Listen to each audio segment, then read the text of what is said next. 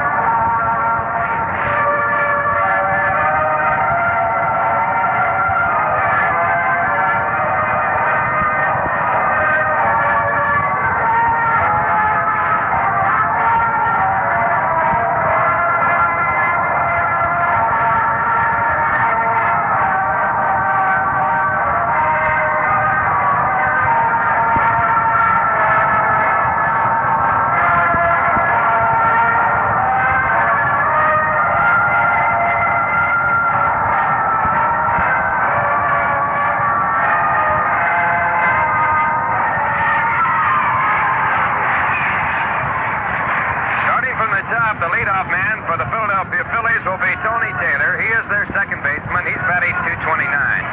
Batting in the second position in center field, Ted Savage, batting .172. In the third position in the batting order, the right fielder John Callison with a .296 average. Batting in the cleanup spot in left field, Wes Covington. He's batting .255. Batting fifth and doing the catching, Clay Dalrymple, hitting .354. Batting in the sixth position, playing at third base, Don Demeter with a .295 average. Batting seventh at first base, Frank Joy, hitting .316. Batting in the eighth position and playing shortstop, Ruben Amaro with a .286 average. And on the mound, a big right-hander, Jim Owens, with a record of 1 win and 1 loss.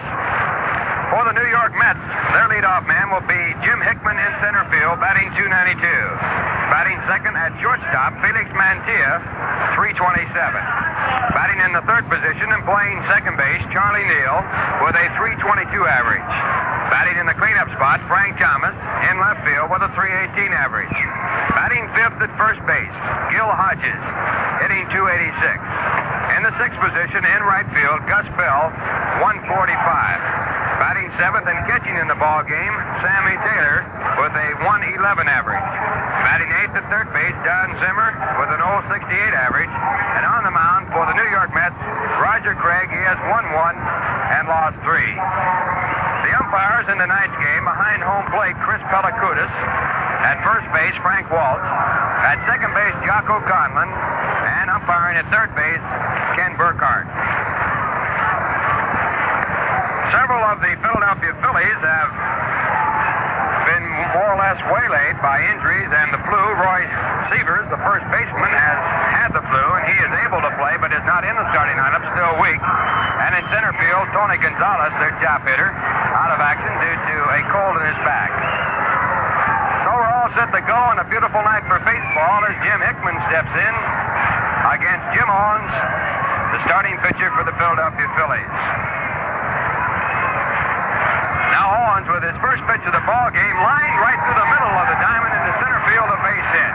Hickman rounding at first base, holds there as the throw comes in. So one pitch, the first hit of the ball game by Hickman, and the batter now coming in the batter's box, Felix Mantilla. Hickman came in the ball game with a .292 average, so he has now 8 hits and 25 times at bat. And in the batter's box now, Felix Mantilla, batting .327, 7 hits and 52 times at bat. Owens pitch outside, ball 1.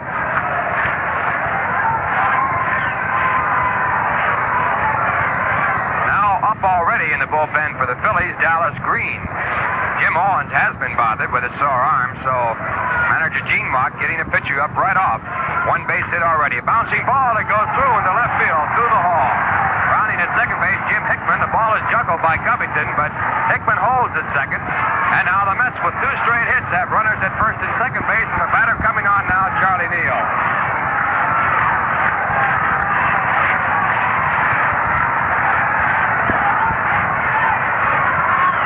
Neal batting .322, has 19 hits and 59 times up. 3 home runs, 9 runs batted in. A right-handed batter.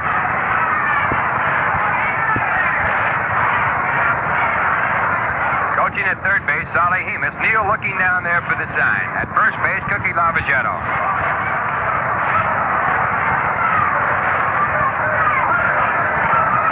Jim Hickman with a short lead at second. And the first pitch to Neal is fouled away as he attempts to bunt the ball. Actually, he was not bunting for the sacrifice, trying to push the ball down towards the second base side. And that way moving the runner over to third base and possibly getting a base hit right along with the attempt. 1 strike count on Charlie Neal.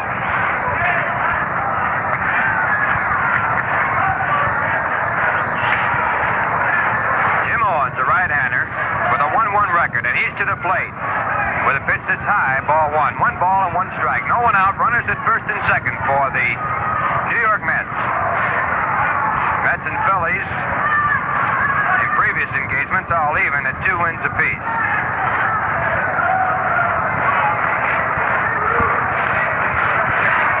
Third baseman Don Demeter moving in now, looking for a possible bunt. Neal squares around, but the pitch is high, ball 2. 2 balls and 1 strike.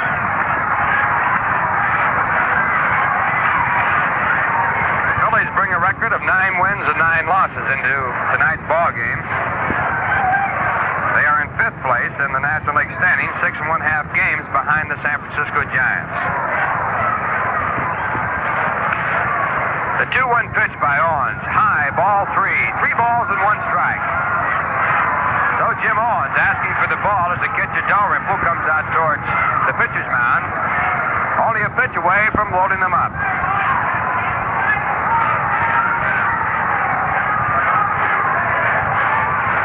The on-deck batter, Frank Thomas. No score. The Mets are threatening in the top of the first. Runners at first and second base.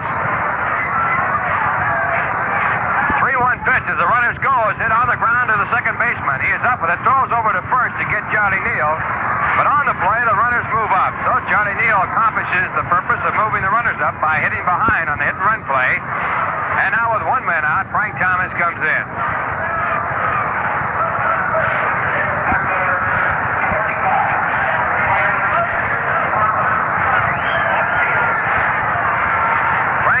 The big man in the New York Mets lineup. He has 7 home runs, only 1 behind the league leader. He has driven in 11 runs. He's batting .318. Infield playing back. They're going to give up the run. Hickman at third base. At second base, Charlie Neal. First pitch to Thomas, down low, ball 1.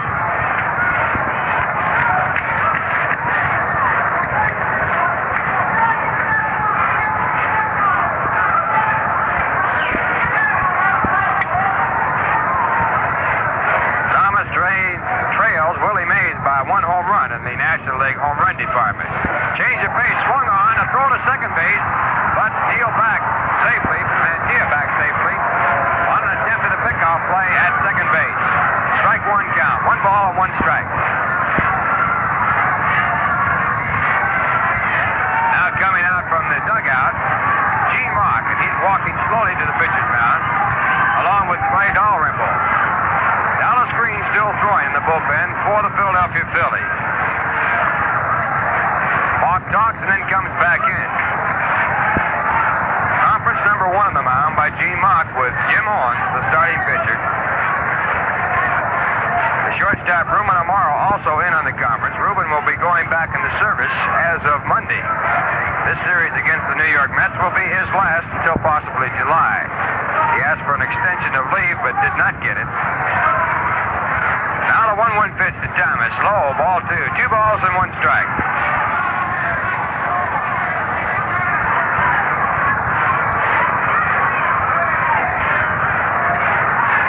Philadelphia Phillies into the Thomas shift. They've moved the shortstop in the hole. And the third baseman, Don Demeter, right against the line, deep at third.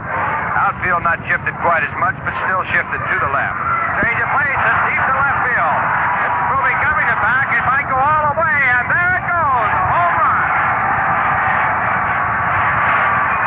Home run into the second deck as Frank Thomas puts the New York Mets out in front by a score of 3-0. And that's home run number 8. It ties Frank Thomas for the National League lead in home runs.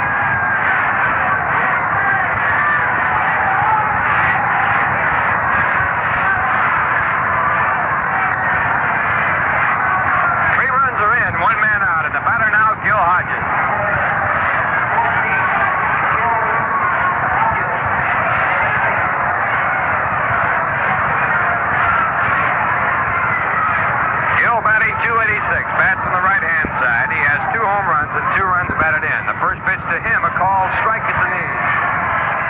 Jim Owens with a curveball. No balls and 1 strike.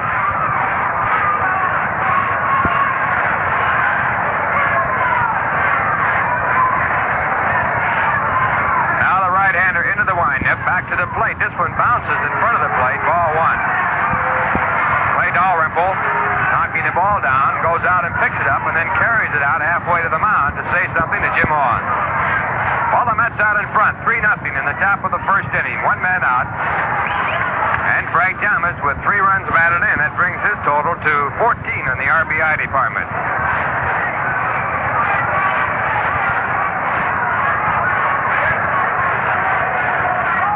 The 1-1 pitch by Owens hit hard on the ground. Amaro goes over, backhanded, turns, throws the first, gets his man. A fine play by Ruben Amaro at shortstop. And now 2 men out, and the batter coming on is Gus Bell. G-Mock gives Ruben Amaro a lot of credit for being a very stabling influence in his infield, and he'll sorely miss him when he goes back in the service. Here's Gus Bell. Bell batting 145, has 12 hits and 55 times up, 1 home run and 3 runs batted in. 3-0 game, New York. The first pitch to Gus, a called strike, a fastball. 2 scores on the board. Game's already completed. Next pitch to Gus, a called strike 2. Minnesota defeated Detroit 4-2. And San Francisco defeated the Cubs 11-6.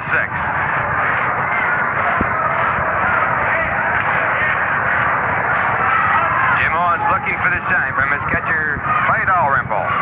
And the 2-strike pitch is on its way, just outside a ball. 1 ball and 2 strikes. In that San Francisco Cub game, the winning pitcher was Billy Ferris. He's really done a job for the Giants since going over to the National League. 1-2 pitch fouled back on the screen for the count of a hold at 1 ball and 2 strikes.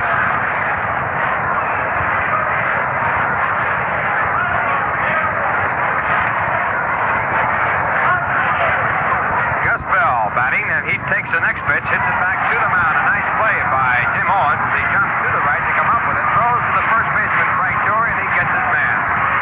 And that retires the side in the top of the first. In the inning for the New York Mets, 3 runs on 3 hits, no errors, no one left in the score at the end of 1/2 inning of play. The New York Mets 3, the Philadelphia Phillies coming to bat.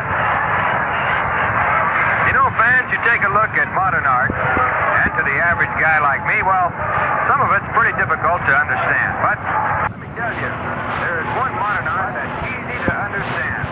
That's the modern brewer's art, as it's practiced by Rheingold. Yes, sir, anyone can understand taste. And Rheingold has a taste that's brisk and bright and clean, clear through. 2 little words, extra dry, tell you why Rheingold tastes so good. Master brewers at Rheingold select only the choicest ingredients. Brew them the long, slow, costlier way for, well, a modern beer that's truly a masterpiece. Rheingold Extra Dry. Beers should taste, and dry tells you why. So why don't you enjoy a cool, refreshing glass of Rheingold right now along with the game. Well, we're moving to the bottom half of the first inning, and the New York Mets with a 3-run lead going out to their defensive positions. And coming up as the leadoff man for the Philadelphia Phillies, Tony Taylor's the second baseman. Taylor batting .229, has 16 hits and 70 times up. He's a right-handed batter, likes for the Mets, Roger Craig. His record, 1 win and 3 losses. This will be his 6th game so far this year, and his first pitch is outside a ball. Roger has started 4 games prior to this game, and he has appeared in 1 game in relief. Strike 1 call, 1 ball and 1 strike. He has pitched a total of 15 and 1/3 innings, giving up 26 hits, 16 runs, all earned. He's walked 5 and struck out 7. A record of 1 win and 3 losses. The 1-1 pitch, just outside, ball 2. 1 ball and 2 strikes. Defensively for the Mets in the infield, Hodges at first, at second base Charlie Neal, the shortstop Felix Mantilla, and at third base Don Zimmer. Catching Sammy Taylor. In the outfield, Frank Thomas in left, Jim Hickman in center field, and Gus Bell in right. The 2-1 pitch, low, ball 3. 3 balls and 1 strike on Tony Taylor.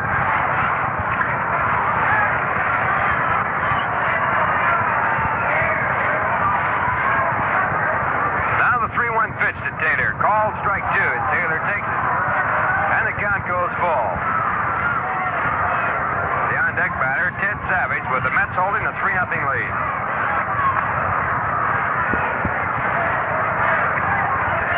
Roger Craig with the full count pitch.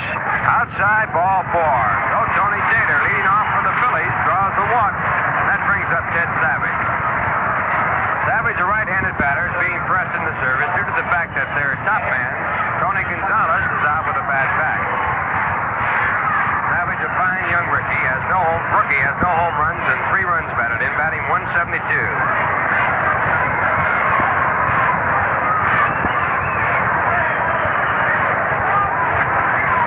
Savage was the most valuable player in the International League last year. Played only 2 years of professional ball. First pitch to him by Craig is low, ball 1.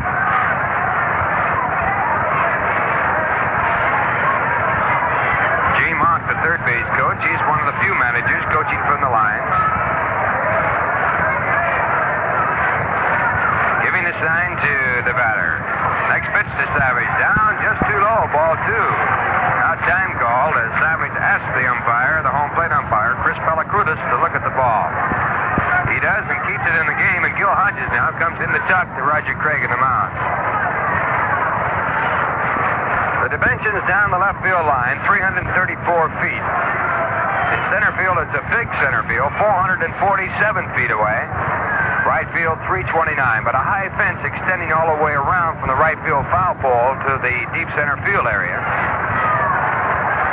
So it's a big belt to right field for anyone for the home run. Left field, a little easier. A lot of nostalgia in this ballpark. Many home runs pointed out, hit by famous people. Now set to go, and the 2-0 pitch is outside, ball 3. So Roger Craig, working with a 3-run lead, walks his first man, now falls behind, 3 balls and no strikes. Sherman Jones up in the New York Met bullpen. So in the first inning of this ball game, action in both bullpens. 3-0 pitch, call to strike. Roger Craig now, 3 balls and 1 strike to Ted Savage.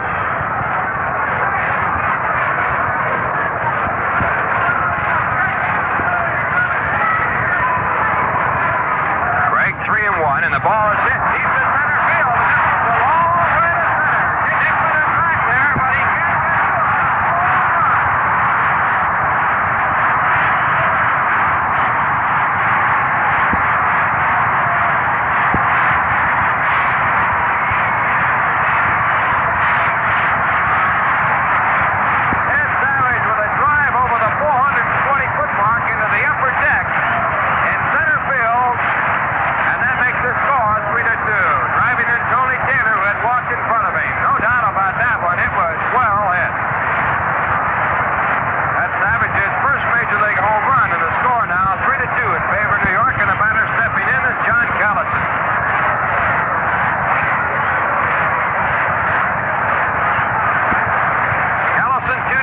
A left-handed batter, and he takes outside a ball.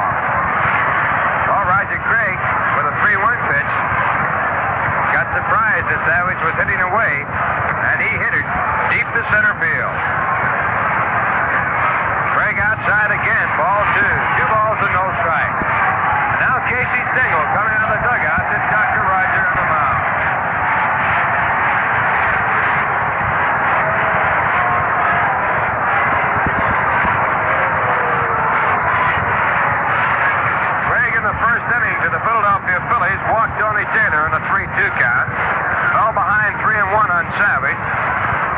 to his third man. He is 2-0.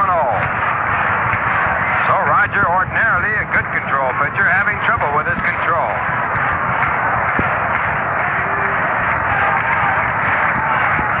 New York Mets arrived in town without their catching gear, and the catcher for the Mets, Sammy Taylor, wearing the Philadelphia Philly gear. He's got a bright red chest protector on and shin guards. A little incongruous with the colors that the Mets do use. So we're set to go with a 2-0 count to Johnny Callison, and the pitch is lined into center field, a base hit. Callison rounding at first base, holds there. Hickman comes up with the ball and throws it in. So Craig now with a runner at first base to score 3-2 in his favor, and still no one out.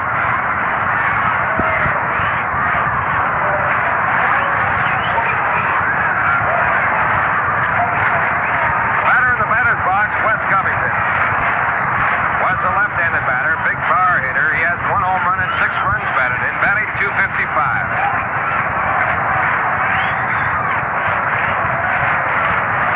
First pitch to him outside, a ball. Johnny Callison had quite a series against the Mets in the Polo Grounds. He hit .500 against them, 7 hits and 14 times up, so now he's off again. 1 for 1 here tonight. Callison at first base, Covington the batter. 1 ball pitch just outside, ball 2.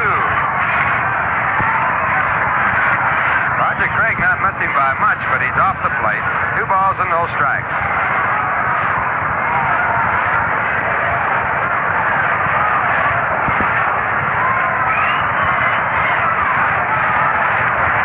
Covington wearing a golfing glove on his right hand. Leans over in that familiar crowd to throw to first base, but Callison back easily as Hodges puts the ball on him a little too late. 3-2, New York. Still the first inning. Outside, ball 3. Roger Craig missing with a fastball just off the outside corner. Now Casey Stengel up on the edge of the step.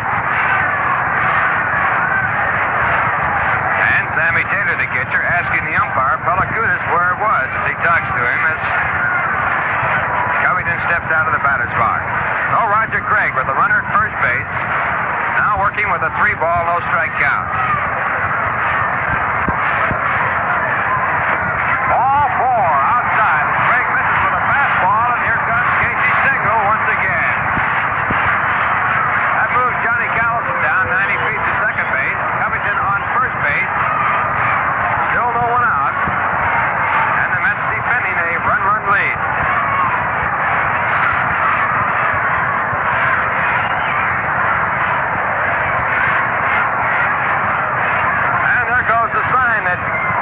Jones will come in the ball game, and that means Roger Craig is out. So Craig with a 3-0 lead at the start of the top of the first. Couldn't hang on, and he is out of the ball game. And officially, he got no one out while giving up 2 runs on 2 hits, 1 a home run by Ted Savage, and he also walked 2 batters. And while we wait for Sherman Jones to take his warm-up pitches on the mound, we pause for station identification. 810 on your radio dial. This is WGY Schenectady. Well, we're all set to go as Clay Dalrymple steps in. Sherman Jones in the game, runners at first and second. The score 3-2 in favor of New York. And the first pitch to Dalrymple is in the dirt, ball 1. Dalrymple with a .354 average. He's having a good start on the year.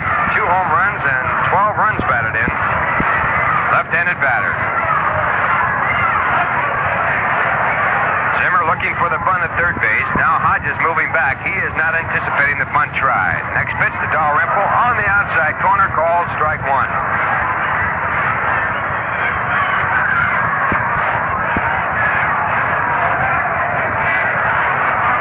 1 ball, 1 strike, no one out. Jones in relief of Roger Craig, looking for the sign, shakes the first one off.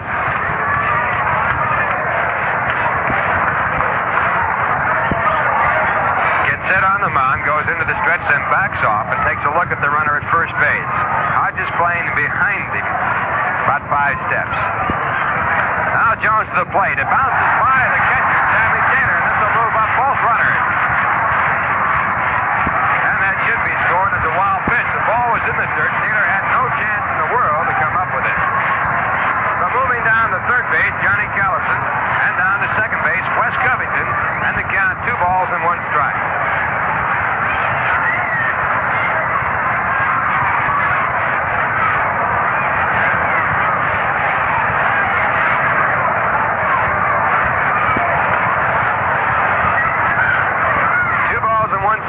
field moving back. Jones looking now. Gets his sign from Sammy Taylor, the catcher. Has the full windup going for him, and the pitch to the plate. Line down into the right field area for a base hit. Will tie the game up. The throw coming in. It's cut off by Hodges, holding at third base, Wes Covington. Scoring from third base, John Callison. The game is all tied up at 3-3.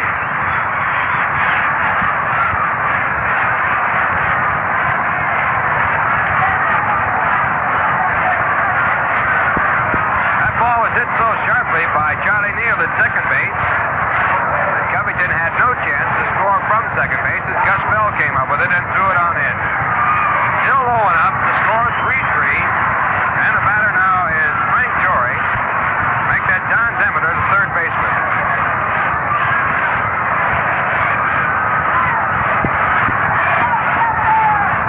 Sherman Jones into the stretch, and his first pitch is hit high in the air. Charlie Neal going back at second base, calling for it, moves back on the grass. He is there and he makes the catch. And coming down the line, Wes Covington, but holding there, and Charlie runs it back in. So the Mets pick up their first out of the inning. Don Demeter going out and a pop up to the second baseman, and that will bring up Frank Torrey, the first baseman.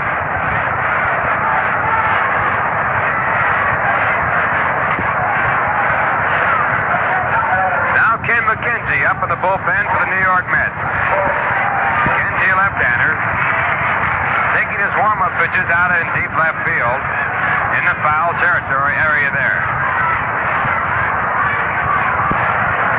Wes Covington at third base. At first base, Clay Dalrymple. The score of the game, 3-3. It's all even at 3 apiece, too.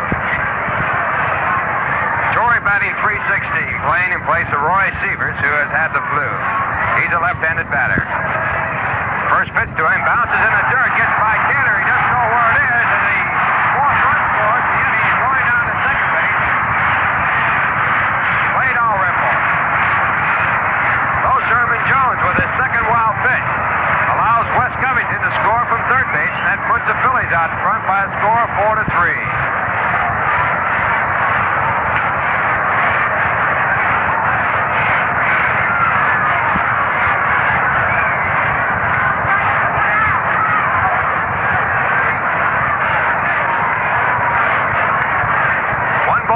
Strikes on Frank Torrey, a left-handed batter. Out at second base, Clay Dalrymple with a short lead. Jones back high, ball 2. 2 balls and no strikes.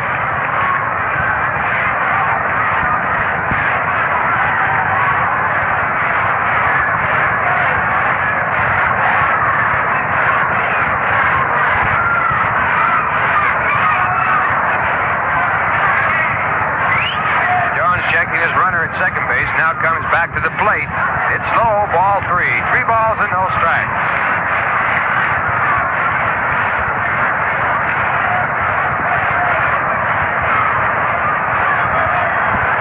The 4 runs in this inning, all charged to Roger Craig.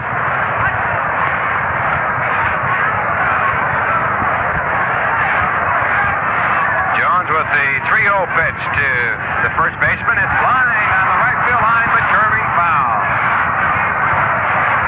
3 balls and 1 strike. The on-deck batter, Ruben Amaro. He is the 8th man in the batting order.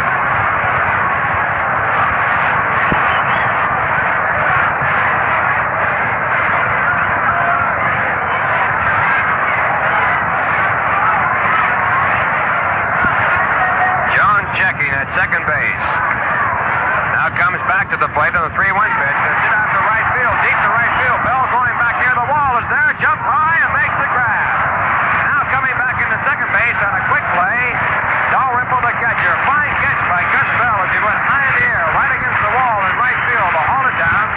And now 2 men are out and Ruben Amaro comes in.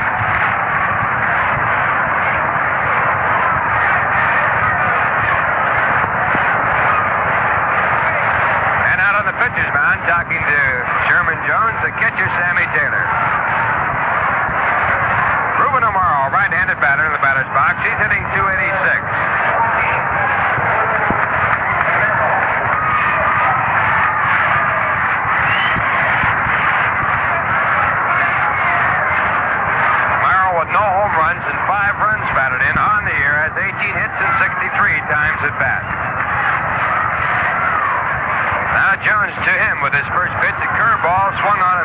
one. 4-3 game in favor of Philadelphia after the New York Mets jumped out to a 3-run lead in the top of the first. Phillies have bounced right back and picked up 4.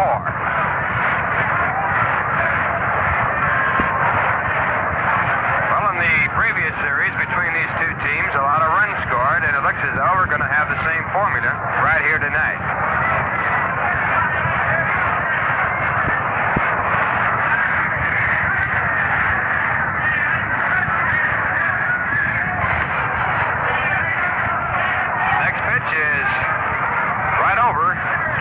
Ball one.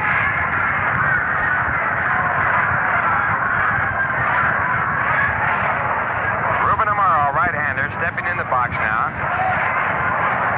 At second base, Clay Dalrymple. And the next pitch is hit on the ground slowly to the second baseman, Jardie Neal. He's up with it over to Hodgson at first base, and that retires the side. In the inning for the Philadelphia Phillies, they pick up 4 runs on 3 base hits. There were 2 wild pitches in the inning, but no errors by the New York Mets. And 1 man left in the score at the end of 1. The Philadelphia Phillies 4, the New York Mets 3.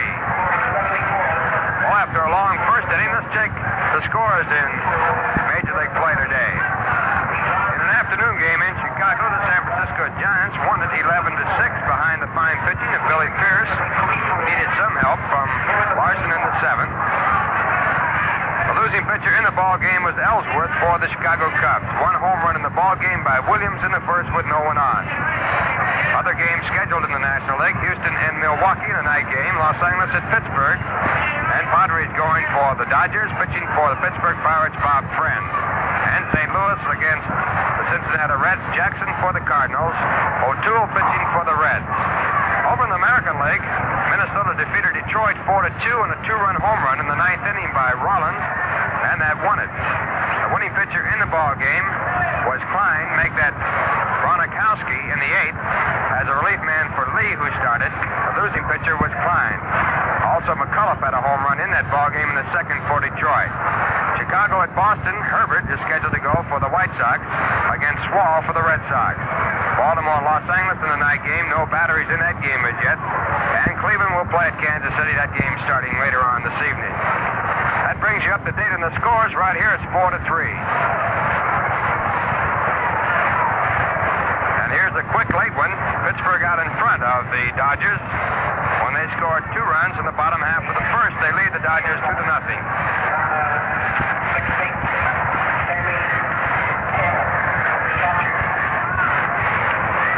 Set to move along. It's the top of the 2nd inning. The Mets need 1 to tie, and Jim Owens on the mound throws his first pitch to Sammy Taylor as he bats for the first time. It's a strike call. Sammy, a left-handed batter, has 1 hit and 9 times up since coming to the Mets from the Chicago Cubs. Owens back with a changeup that's low, ball 1. 1 ball, 1 strike. Taylor was in the exchange that sent Bobby Jean Smith to the Cubs. Owens high and inside with his next pitch, ball 2. 2 balls and 1 strike. Beautiful night for baseball here in Philadelphia. Just a slight breeze blowing towards right on a perfect night. Owens missing low, ball 3. 3 balls and 1 strike.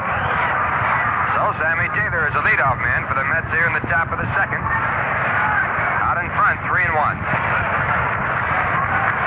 It'll be Taylor, Don Zimmer, and the pitcher's position in the batting order here in the inning. The next pitch by Jim Owens, high, and he walked him. So Sammy Taylor picked up the first walk of the game by a New York Met, and it brings up Don Zimmer.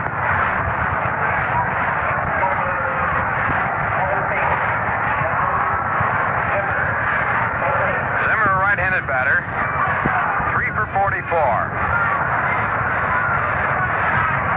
Batting in the 8th position.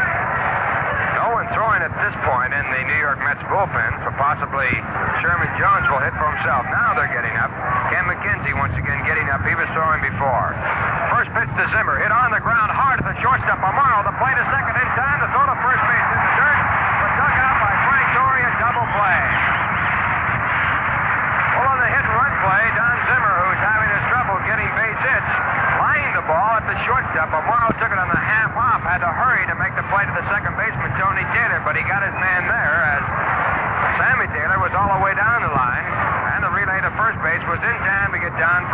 for 2. And now Gene Mark out talking once again to his pitcher, Jim Owens, who's had trouble with his arm.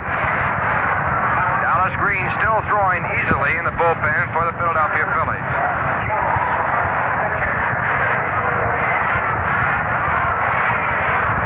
And now with the runner removed, McKenzie sits down in the bullpen, and Sherman Jones will bat for himself. 4-3 game in favor of the Phillies. 2 men out in the top of the second.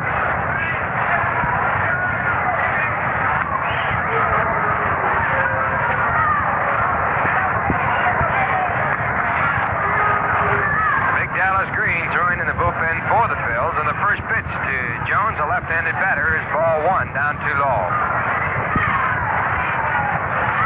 Jones, a catcher at one time in his early baseball career, a good hitting pitcher.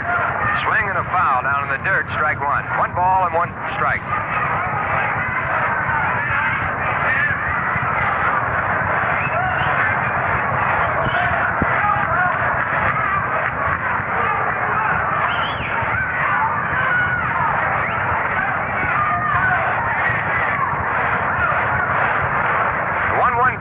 Jones fouled away, strike 2. 1 ball and 2 strikes. 2 men out. The score 4-3 Philadelphia.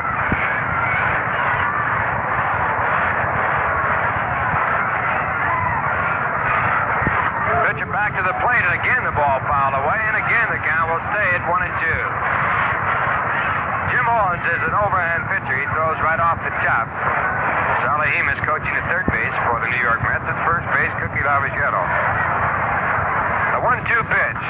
Hit off the handle down towards the third baseman. Demeter, nice plays. He gets in front, throws high, but it's caught by Frank Torrey for out number 3. So in the inning for the Mets, no runs, no hits, no errors. 1 walk, erased to the double play, and no one left on base. And the score at the end of 1 1/2 innings of play, the New York Mets trail the Phillies 4-3.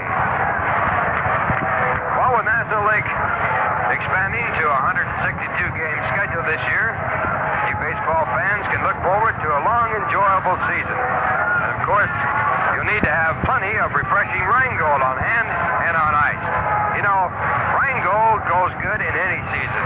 You can enjoy it anytime because Rheingold has that extra dry flavor that's brisk and bright and clean clear through. Those 2 little words that make the big difference in taste, extra dry, tell you why Rheingold has a taste all its own. They tell you that Rheingold is brewed the long, slow, costlier way.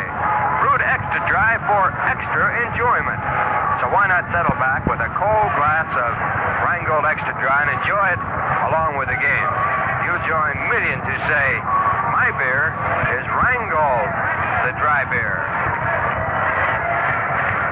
Well, speaking of enjoyment, it's been a very enjoyable evening so far. Plenty of runs in the ball game. The Mets jumped out in front in the first inning, in case you just tuned in, with 3 runs on Frank Thomas' home run. Then the Phillies bounced right back to take the lead 4-3 when they scored 4 in their half of the first. Now it's the bottom half of the second inning. The Mets out 1-2-3 in the top of the second, and on the mound taking his warm-up pitches, Sherman Jones, who came in the ball game in relief for Roger Craig, the starter. Jones here in the Philly half of the second will pitch to the pitcher, Jim Owens. Then it will be Tony Taylor, their leadoff man, and Ted Savage. Savage with a 2-run home run in the first inning, counting for 2 of their 4. So here comes Jim Owens in the batter's box as we get all set to go in the bottom half of the second.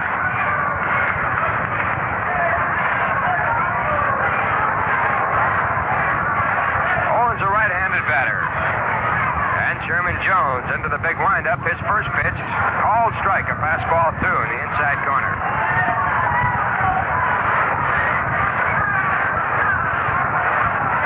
Outfield shifted towards the right side against the pitcher. Fastball outside, ball 1. 1 ball, 1 strike.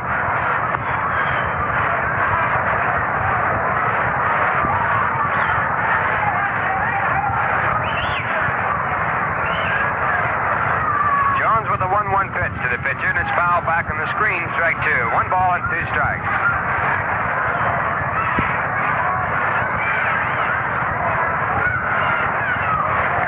Stadium, one of the oldest ballparks in baseball, and a lot of memories right here. Jim Owens with a foul down in the dirt, so the count remains at 1-2. They have some billboards on top of a double-deck left field stand. And it was always a big blow to hit the ball all the way out of the ballpark. They tell me they can hit them over the billboards now. Bouncing ball down towards the first base side. Hodges coming in, fields it, throws to Jones covering at first base, and they get Jim Owens for out number 1. Got to bring up Tony Taylor. Also a new innovation here at the ballpark, a new scoreboard out in right center field that extends about 30 feet higher than the old one they had here in the ballpark. And this one all electrical, a very good one. Strange thing about this ballpark, Millot never hit a home run in it. As many as he hit, and as great as he was. Of course, he played many of his games in Baker Bowl. Now Tony Taylor, an attempted abundance foul back in the screen, strike 1. And the throw back to Jones is thrown away by the umpire, Chris Palacutis, and Jocko Conlon gives Mary chase after the ball. Jocko was quite a ball player in the major leagues. Still moves pretty good, doesn't he, Lindsey? Yes, he does, and he moves often, too. Jocko likes to keep moving around out there. 1 strike count on Tony Taylor. He walked in the first inning, so his average still the same at 229. Next pitch is inside, a ball. 1 ball, 1 strike.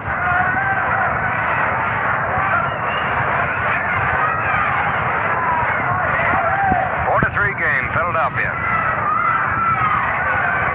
Jones back, a let up, but hit in the air to center field. Jim Hickman moving towards his left, moves in and makes a catch. So 2 up and 2 down here in the bottom half of the second inning, with the Phils leading 4-3, and the batter is Ted Savage, and Ted had a home run, his first major league home run in the first inning with a man on. And he gets a good hand right here. Right-handed batter, and he really hit it. About 450 feet to center field. First pitch by Jones, a called strike. Strike 1.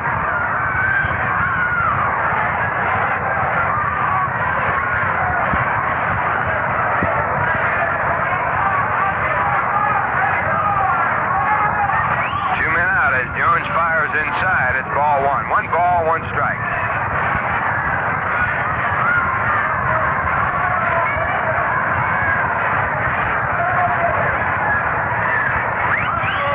Savage played in 1 game against the Mets at the Polo Grounds. He was up 5 times, was 0 for 5. Next pitch to him is fouled down the left side. It's strike 2. 1 ball and 2 strikes.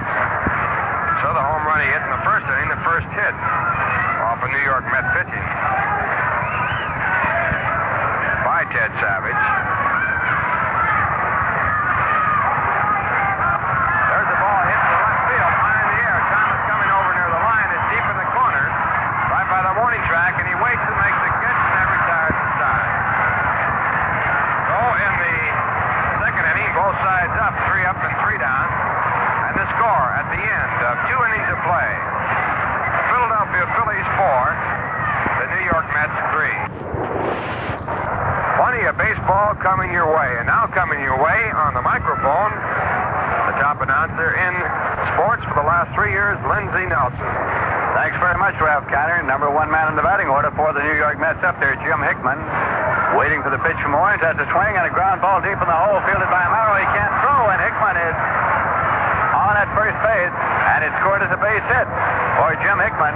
As Ruben Amaro went deep in the hole, knocked it down, and then it rolled a few feet away from him. He had no play, and Hickman and catcher Clay Dalrymple. This is his 3rd appearance, the 3rd appearance for Green, all in relief. He has pitched a total this season of 2 2/3 innings, in which he gave up no runs on 1 hit. He walked none and he struck out 2, so his earned run average is 0-0-0.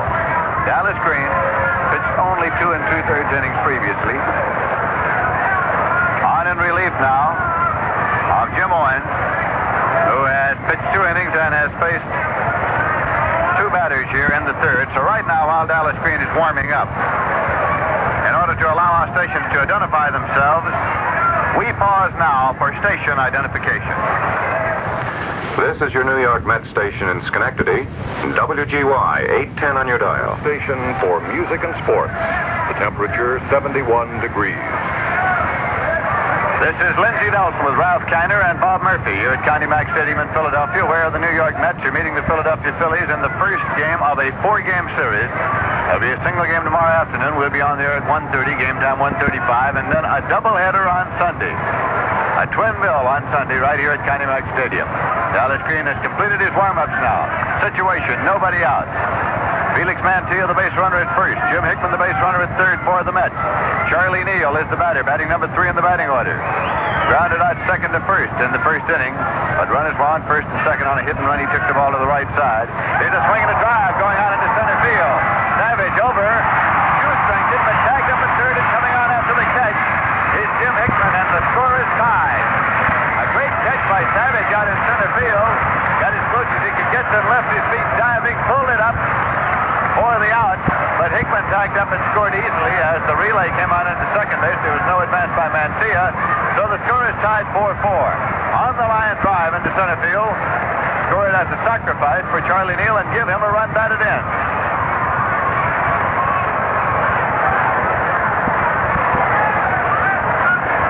So Jim Hickman has 2 hits and has scored twice tonight. Score tied here. The Phillies 4 and the Mets 4, and Frank Thomas is at the plate.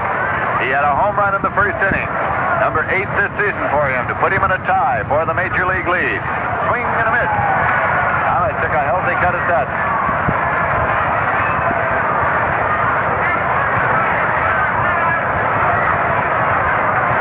Dallas Green, a big right-hander, working for the Philadelphia Phillies.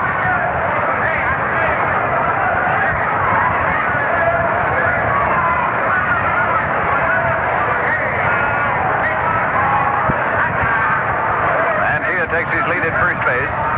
Here's a pitch, it's outside. 1 ball and 1 strike to Frank Thomas, who reaches down, gets a handful of dirt.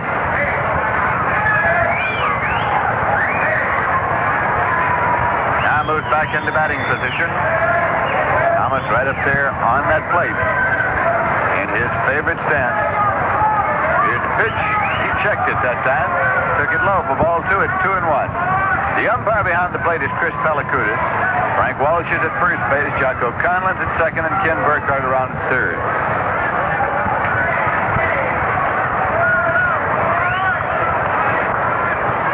Frank Torrey holding Mantilla on at first base. That pitch is low and away. It's out to 3-1 now on Frank Thomas with Gil Hodges in the on-deck circle. New York Mets and the Philadelphia Phillies.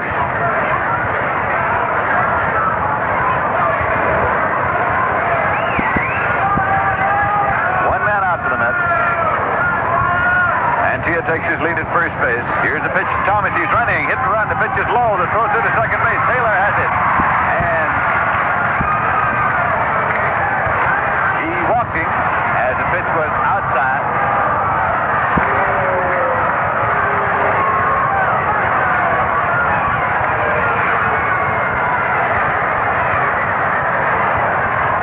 At first and second.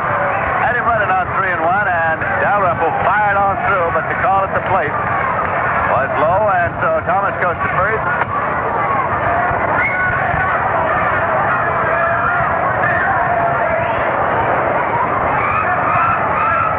Here's a pitch to Hodges, way inside. Moved it back. Play Dalrymple, the catcher, had to stab it.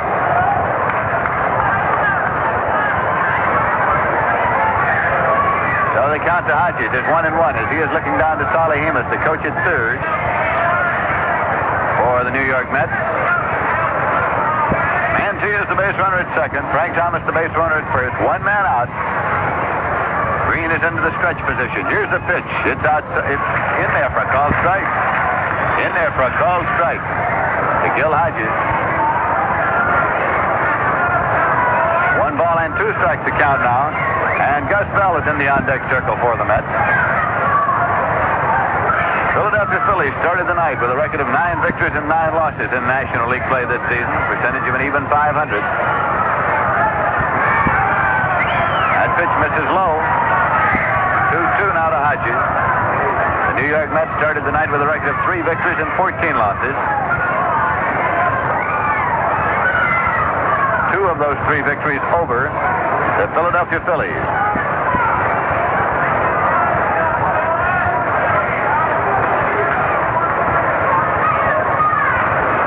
Hodges now stepping back in with a count of 2 balls and 2 strikes.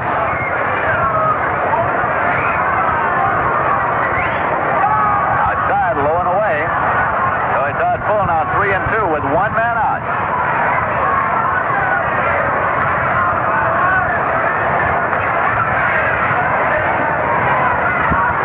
Hodges looking down to Solly Hemus, the coach at third.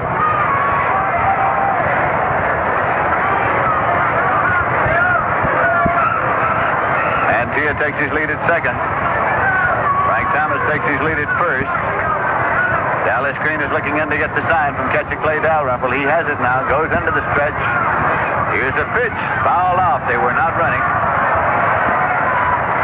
Count holds at 3-2. So again, Hodges is looking down to Hemus, the coach at third. The score is tied here. The Philadelphia Phillies 4 and the New York Mets 4.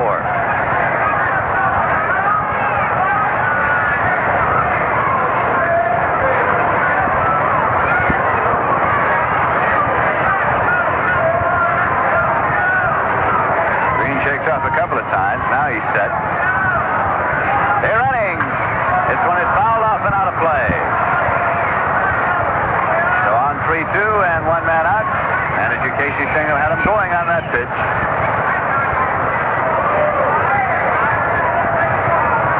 Thomas returns to the bag at first. Mantia to second.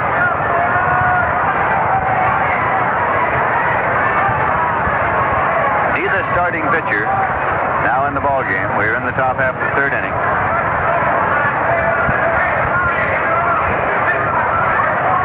Gil Hodges steps back in there now. Green getting the sign. Runners leading at first and second.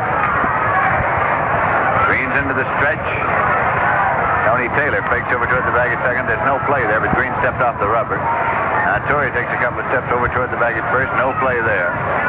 And we're getting set up once again as Hodges, who had stepped out, coming back into the batter's box. It's a 3-2 pitch. That's a fly ball going to right field.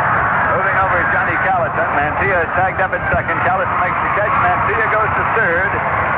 No play on him as the relay is cut off at second base. So there are 2 men out, runners at first and third now. Gil Hodges flying out to right field with Mantia tagging up at second, moving on to third after the catch of the ball. And here is left-hand batter Gus Bell coming up.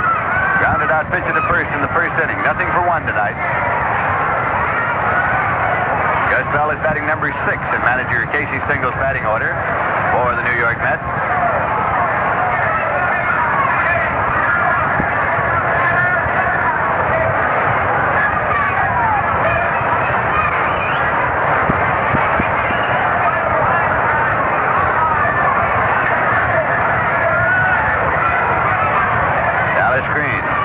The runners, first and third. The pitch is high and away for a ball. It's ball 1 to Gus Bell.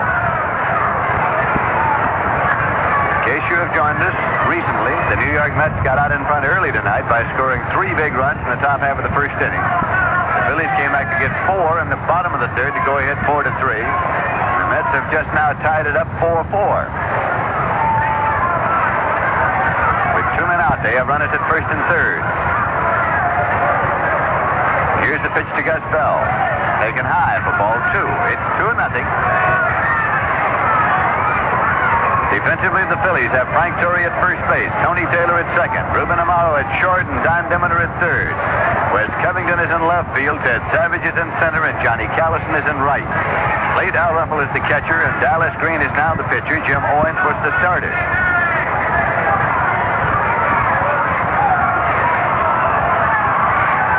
Outside is ball 3. 3-0 now to Gus Bell.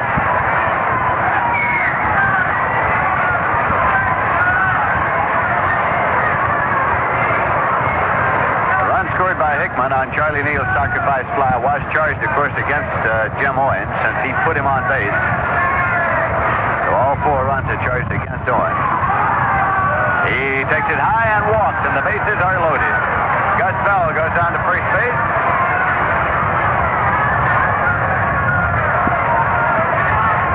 The second walk given up by Dallas Green, and brings up catcher Sammy Saylor. Saylor walked in the second inning off Jim Owens. He's a left-hand batter. Came to the New York Mets from the Chicago Cubs. Originally was signed by the Milwaukee Braves as a bonus player. He is from Woodruff, South Carolina. So with 2 men out, Dallas Green is in a bases-loaded situation here. Into the windup and the pitch. Taken in there for a called strike one. Dallas Green working straight away and with a windup. Bases loaded. Mancilla at third, Thomas at second, Bell at first. Ken Green is into the windup. And the pitch to Taylor is taken outside for ball one. It's 1-1.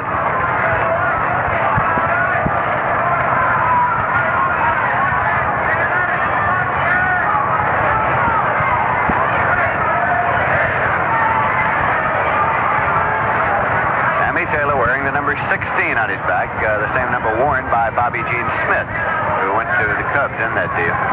Here's a swing and a high hopping ground ball to the right side. The pitcher, Dallas Green, has it and tags Taylor out on the baseline. Taylor trying to elude him, but he is tagged out on the base path about halfway down to first base.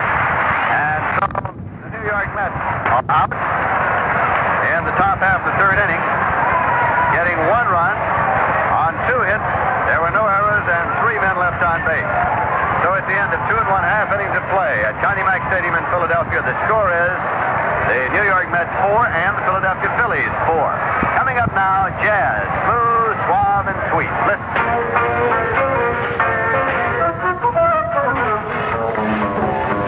My beer is Rheingold, the dry beer. Think of Rheingold whenever you buy beer. It's not bitter, Not sweet, it's a dry flavor treat. Won't you try extra dry Rheingold beer? Won't you try extra dry Rheingold beer? Well, like the song says, people everywhere sing out, my beer is Rheingold, the dry beer. And dry tells you why. Yes, sir, dry tells you Rheingold has a crisp, bright, clean taste all its own. Discover the difference dry makes. Pour yourself a tall, refreshing glass of Rheingold Extra Dry. Enjoy it along with the ball game.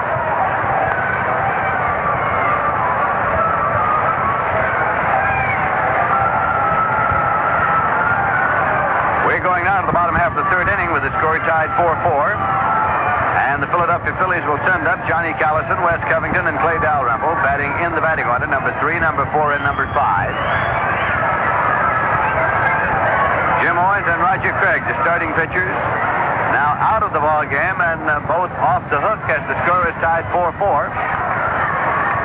So Sherman Jones, Dallas Green are now the pitchers of record. Callison in the batter's box. And here is the pitch. In there for a called strike one. Johnny Callison had a sharp single in the first inning.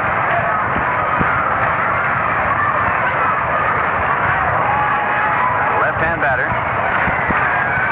Came to the Philadelphia Phillies from the Chicago White Sox. That pitch is low and away for a ball. It's 1-1.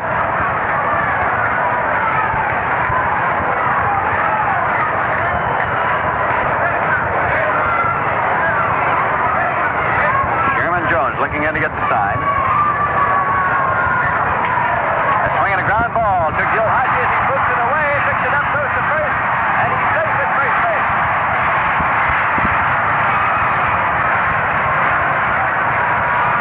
It is scored as an error on Gil Hodges at first base. It is scored as an error.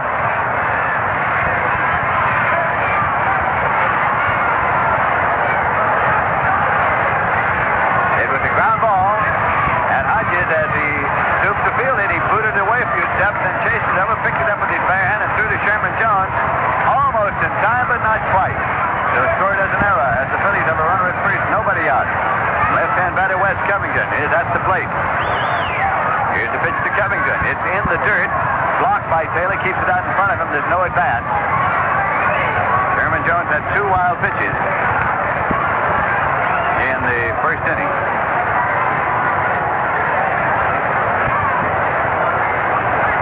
One of them, a run scored. Covington walked in the first inning off Roger Craig. gets back safely.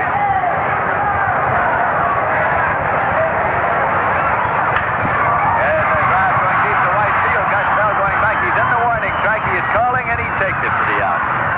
Whips it back as Johnny Callison scampers back to the bag at first. Callison was almost all the way down to second. Jim Hickman had come over on the ball himself, but Bell followed it back in the warning track and then came up a few steps to take it on the grass. Finally, one away, no advance. Clay Dalrymple is coming up. He's the catcher. He's single driving a run in the first inning.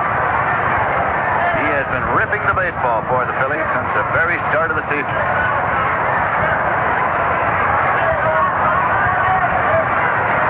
Started tonight with a batting average of 354.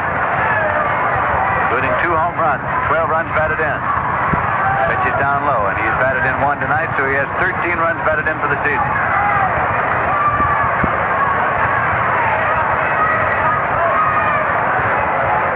The Phillies 4 and the Mets 4 in the bottom half of the third inning.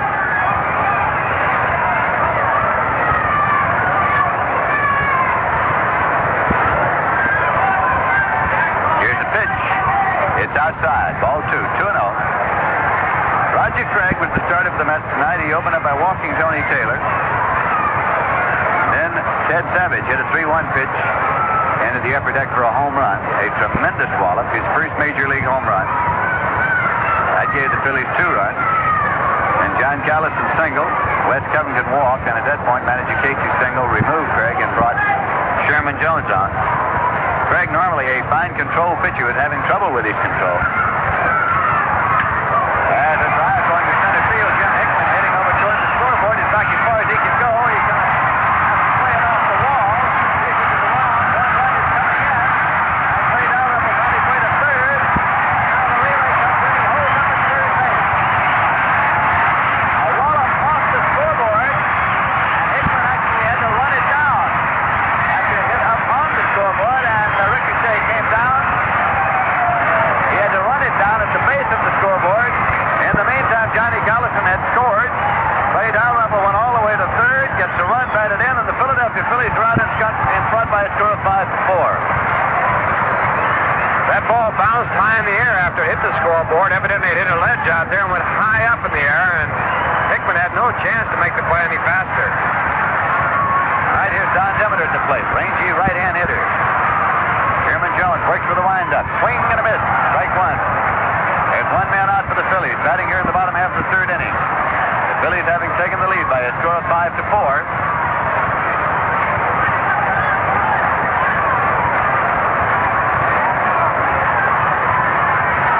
Again, Sherman Jones dips into the windup. Here's the pitch high and away. It's 1-1. Clay Dalrymple, the base runner at third, is 2 for 2 tonight, and he has batted in 2 runs.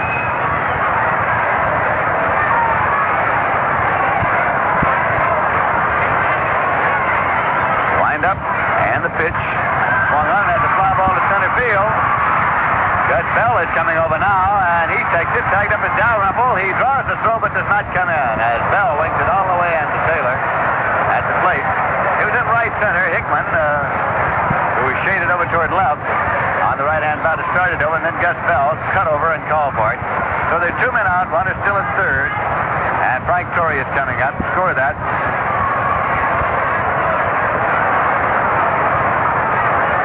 Fly to right.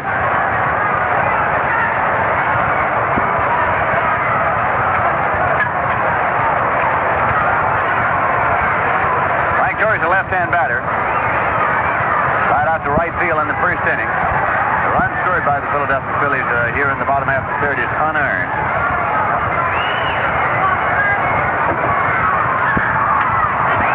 There's a drive going into center, but Jim Hickman is back there, and he hauls it down for the out.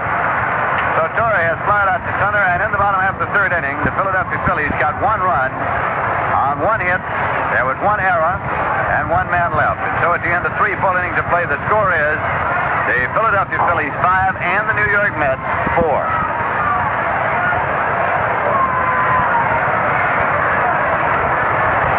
Now let's take a look at scores. First in the National League. The Houston Colt 45s are at Milwaukee tonight. Houston failed to score in the top half of the first inning. Milwaukee is coming to bat now in the bottom of the first. Al Woodishick is going for Houston, and Bob Henley is going for Milwaukee. In Pittsburgh, it's the Pittsburgh Pirates and the Los Angeles Dodgers. They have completed 3 1/2 innings of play, and the Pittsburgh Pirates are leading by a score of 2-0. They got those two in the bottom half of the first inning. John Padres is pitching for Los Angeles, and Bob Friend is pitching for Pittsburgh. This afternoon, San Francisco Giants defeated the Chicago Cubs 11-6. For San Francisco, 11 runs on 14 hits and no errors. For Chicago, 6 runs on 12 hits and 1 error. Billy Pierce was the winning pitcher. Dick Ellsworth was the loser. Orlando Cepeda homered in the second with nobody on for the Giants. His 8th home run of the season. And Williams homered in the first with nobody on for the Cubs. Tonight in Cincinnati, at the end of 2 innings, the Reds lead the Cardinals 1-0. Larry Jackson for the Cards, and Jim O'Toole for Cincinnati. Robinson homered in the second with nobody on for the Cincinnati Reds to account for their 1 run. That's the way things are going in the National. We'll check the American in a moment. Right now, Don Zimmer is stepping into the batter's box for the New York Mets in the top half of the 4th as the Mets trail by 1 run. Dallas Green, a big right-hander, is the pitcher for the Philadelphia Phillies. He's into the windup, and the pitch to Don Zimmer is tight, rocks him back, and it's ball 1. Zimmer has had a hard time at the plate since the start of the season. Was held out for a few games and was put back into the batting order tonight. He hit into a double play on a hit and run in the second inning.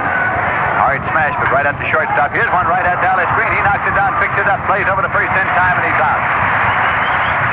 Well, Zimmer has hit the ball well on 2 occasions. Once at the shortstop and once right there back at Dallas Green, who knocked it down, then picked it up and made the play. 1 away, and pitcher Sherman Jones.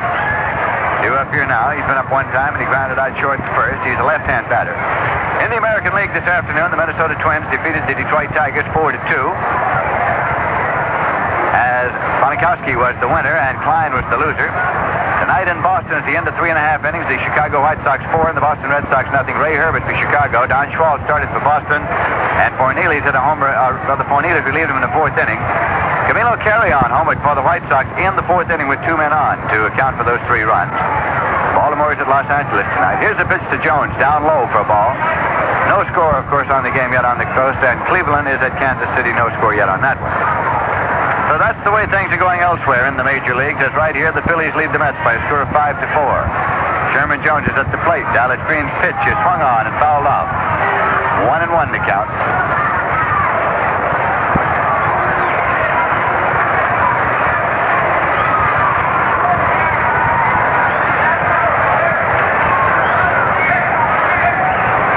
Looking in to get the sign from catcher Clay Dalrymple. As it now is into the windup. And here's the pitch to Jones. Swung on, and a looper is going out into left field, dropping in for a base hit. Opposite field base hit for Sherman Jones. Up with it is Covington. Fires it back in. Turning and holding it first is Sherman Jones with a single to left. And that is the first hit that the Mets have off Dallas Green since he relieved Jim Owens in the 3rd inning. Coming up now is Jim Hickman, the rangy center fielder, 24 years old from Henning, Tennessee. Played with Portland last year. The property is then of the St. Louis Cardinals. He has been up twice tonight. He has 2 hits and he has scored 2 runs.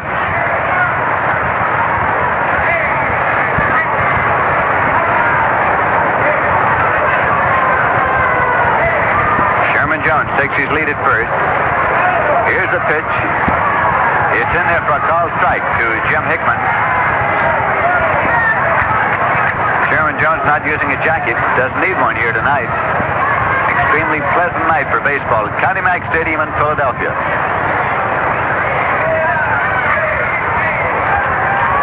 Strike 2 as Hickman took his cut that time. He steps back out of the batter's box now.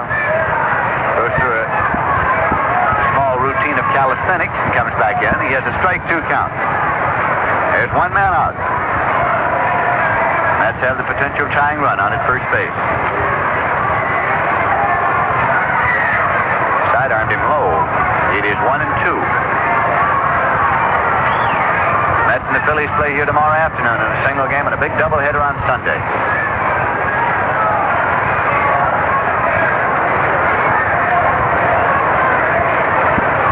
One ball and 2 strikes. The count to Jim Hickman at the plate.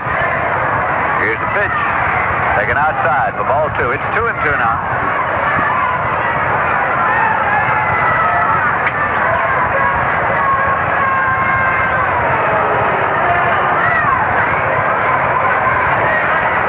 2 strikes to Jim Hickman. Sherman Jones takes his lead at first. As Dallas Green has the sign now, checks and deals. As the check swing ground ball is shortstop. Amaro up with it, plays over to second to Tony Taylor for the force. No play on Hickman as he has forced Sherman Jones at second. It was a check swing, slow roller to shortstop Ruben Amaro. Came over, fielded it, made the toss to Tony Taylor. There was no relay to first. As Hickman has forced Jones. 2 men out, runner at first, and now Felix Mantilla is at the plate. Mantilla is 2 for 2 tonight, and he has scored 1 run himself. Manager Casey Stengel tonight moved Mantilla over to short, put Zimmer back at third, and took Elio Chacon out of the lineup. Swing and a miss by Mantilla at the plate. It's strike 1.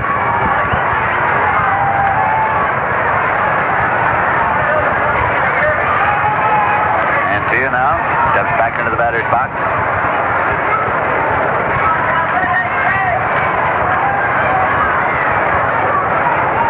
Green with the pitch. Swung on and has a fly ball going out to short center field. Ted Savage coming out fast. Can he get there? He can. Making the catch on the dead run for the out. That'll be Cyrus Desai.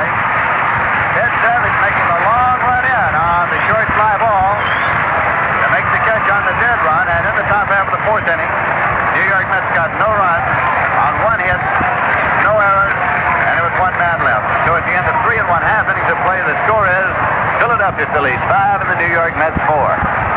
But you know, Ralph Conner, it's really great to be back in New York with National League Baseball. Well, you're certainly right there, Lindsey.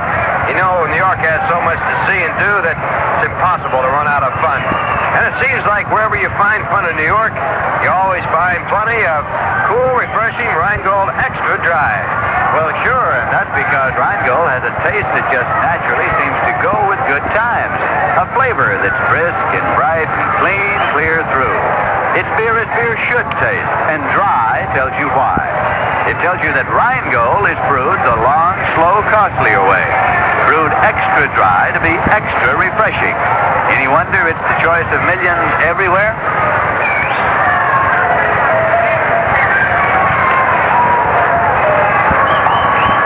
We're going now to the bottom half of the 4th inning, and the Philadelphia Phillies will send up Ruben Amaro, Dallas Green, and Tony Taylor.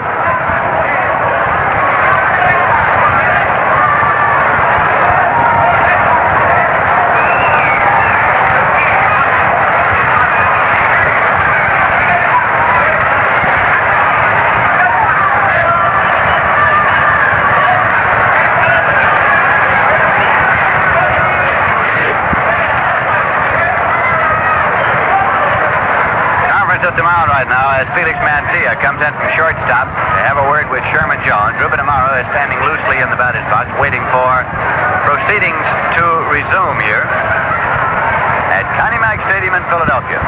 Amaro is a right-hand batter. Sherman Jones with the pitch, and it's low for ball 1.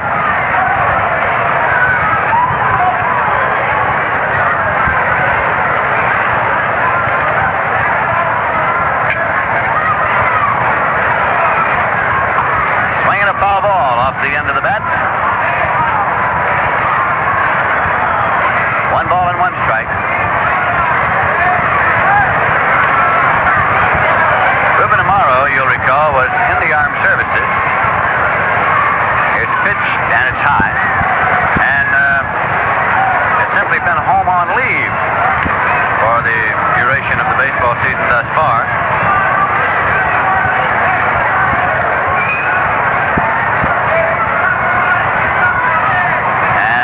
Report back on Monday. Here's a 2-1 count. That pitch is low for ball. It's 3-1 now to Amaro.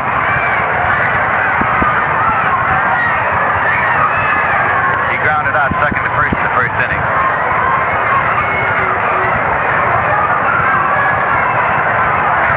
Here's a swing and a ground ball to third. Don Zimmer, one-handed, fires over to first in time, and he's out. Nice play by Zip at third base. It took a bad hop just as it got to him, and he gloved it with one hand and then fired on over to first base to Gil Hodges in time. So Ruben Amaro has grounded out third to first. There is 1 away, and pitcher Dallas Green is coming up.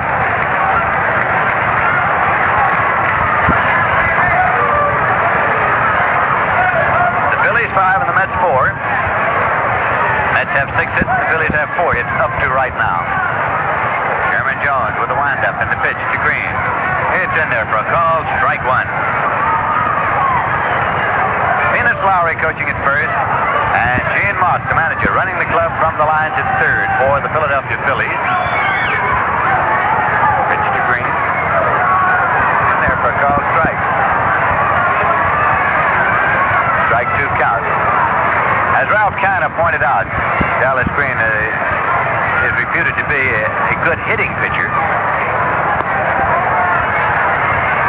Pitch is outside for a ball. It's 1-2. Despite the fact that he is a right-hand batter, he is a right-hand pitcher, he bats left. At one time was a catcher.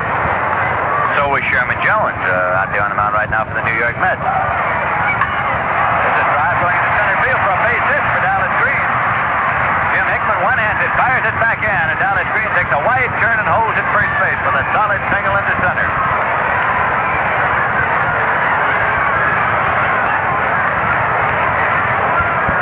Time is called as the jacket is taken down to Dallas Green. He wants to slip it on here.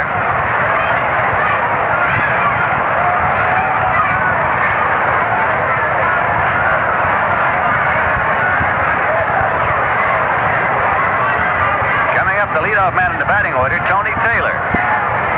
He walked and he flied to center. There is one man on the runner at first.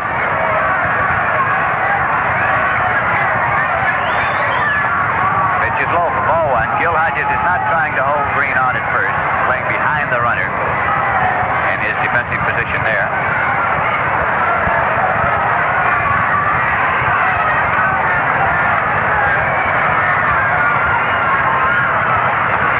That pitch is low. Ball 2.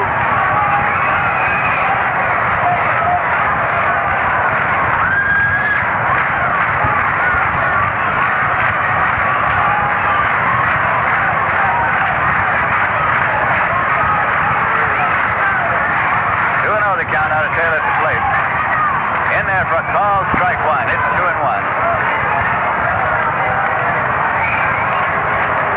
Taylor turns, walks out of the batter's box, takes a couple of loose swings with the bat, pulls on the bill of his cap and steps back in.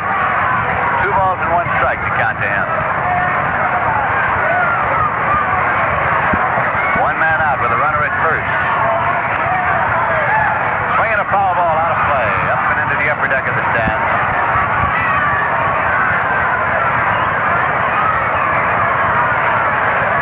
Connie Mack Stadium in Philadelphia, an historic ballpark. New York Mets bullpen is located down in the left field corner, and now Ken McKenzie is up and throwing. A left-hander throwing in the bullpen for the Mets.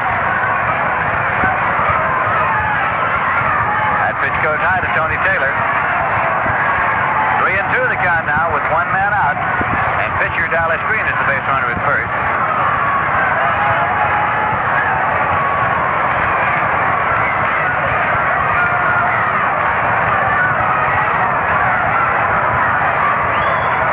Sherman Jones into the stretch.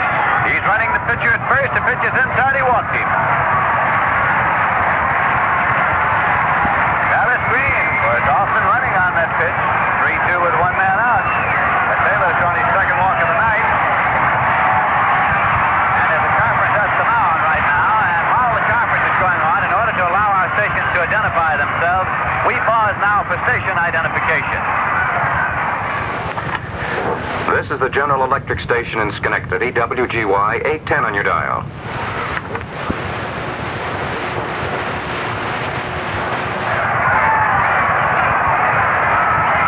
Ed Savage at the plate. Had a 2-run homer in the first inning. He flied to left in the second inning. Pitch goes high. It's ball 1. Philadelphia Phillies have runners at first and second. 1 man out. They lead by a score of 5-4.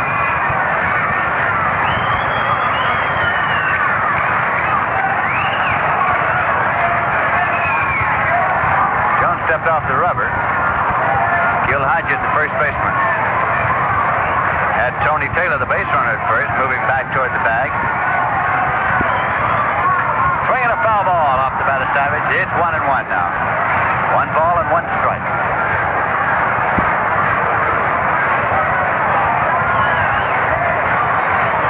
had a tremendous spring during the exhibition season.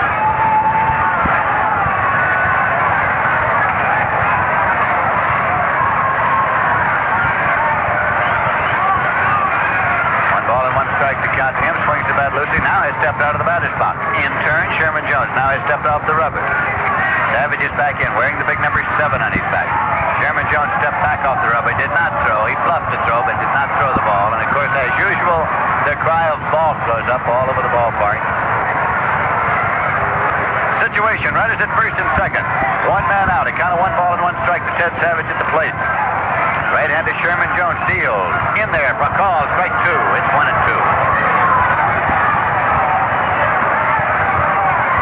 We're in the bottom half of the 4th inning at Connie Mack Stadium in Philadelphia.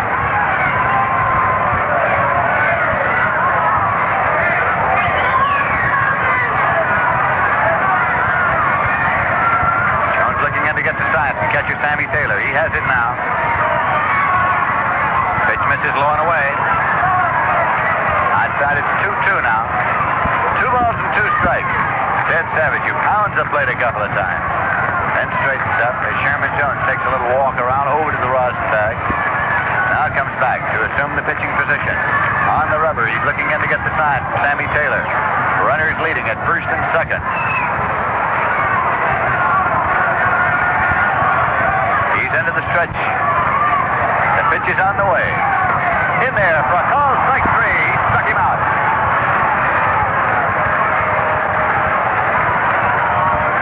So Sherman Jones achieves his first strikeout of the evening. 2 men out. Runners holding at first and second, and Johnny Callison coming up. Single sharply to left center field in the 1st inning. It was on Gil Hodges' error in the 3rd inning. The only error of the ballgame thus far. Callison has hit that baseball against the New York Mets this season. Jones for the pitch. Swung on and fouled off for strike 1.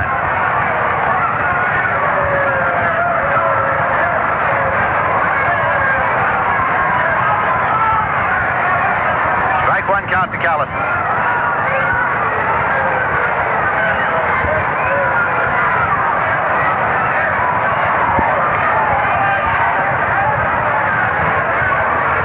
Batter.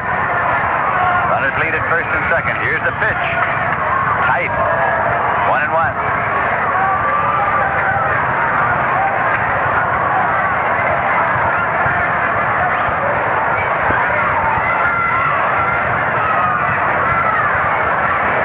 One ball, 1 strike now to Callison.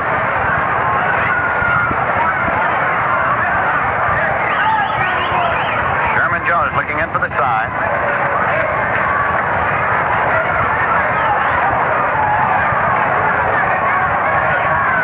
Here's the 1-1 pitch. Swung on and fouled off. This is out of play.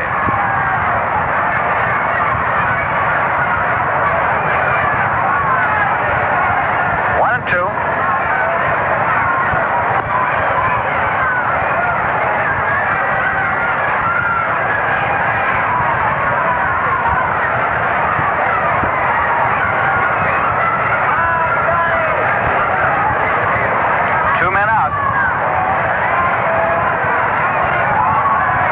Pitch. It is in there for a call, strike 3.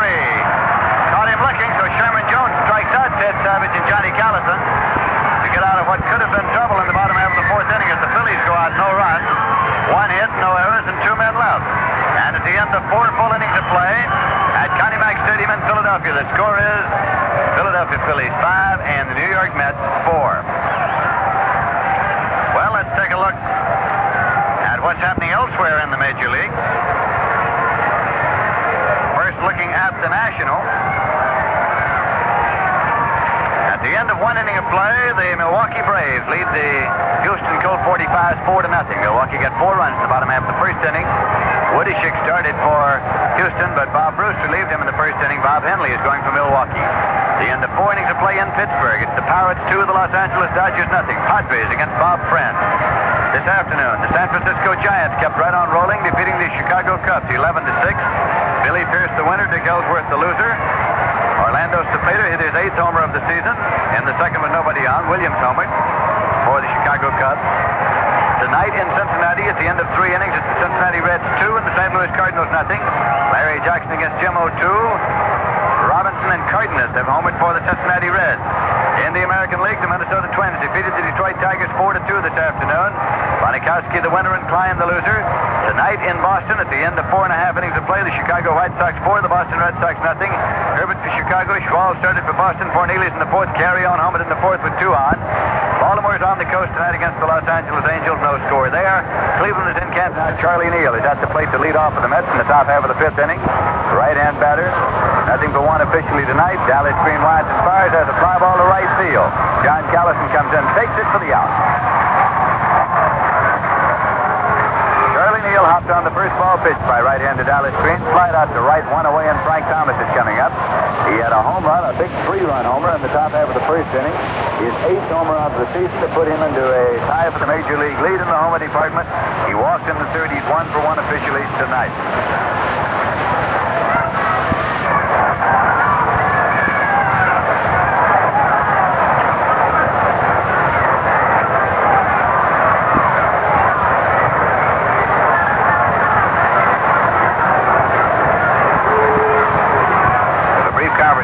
Played Dalrymple out there now. It's back. And here's the pitch to Thomas.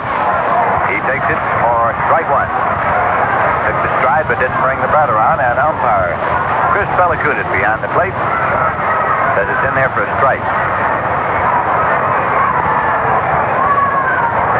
Ivan misses and it's 1-1.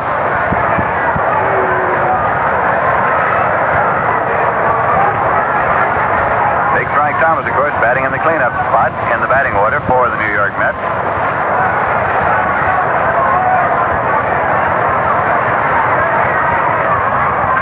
Here's a swing and a drive out into left field for a base hit. Wes Covington scooped it up, fires it back in, and Frank Thomas is on with a single to left. Just may have been a broken bat single at that. Gil Hodges is coming up now. He grounded out short to first and flied to right. New York Mets have the potential tying run on now as the Phillies lead him by a score of 5-4.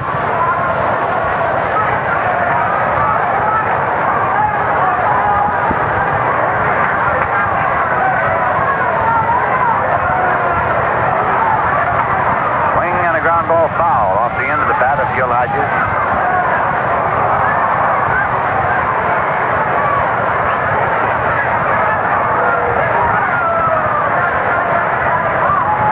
Cincinnati, the Reds have scored another run as Veda Benson has homered. That's the 3rd homer of the night for the Cincinnati Reds. Here's a pitch to Hodges. It's in there for a called strike. 2-strike count out of Gil Hodges.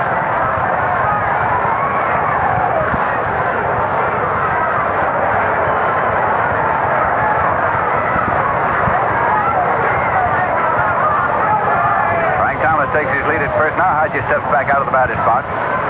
Golfs at a cloud of dirt there. Now steps back in. Checks the cap, runs his hand along the big end of the bat. That is a regular ritual with Gil Hodges. Here's a pitch to the plate. Taken for a call, strike 3. Caught him looking. So Hodges is called out on strike. That is the first strikeout achieved by Dallas Green since he came on in relief of Jim Owens.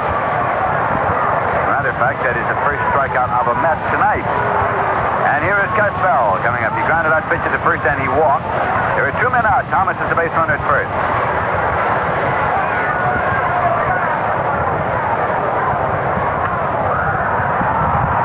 Swing and a fly ball going out into center field, and it is taken by Ted Savage. As Bell has flied to center. And here is Gus Bell coming up. He grounded out pitch to the first and he walked. There are 2 men out. Thomas is the base runner at first.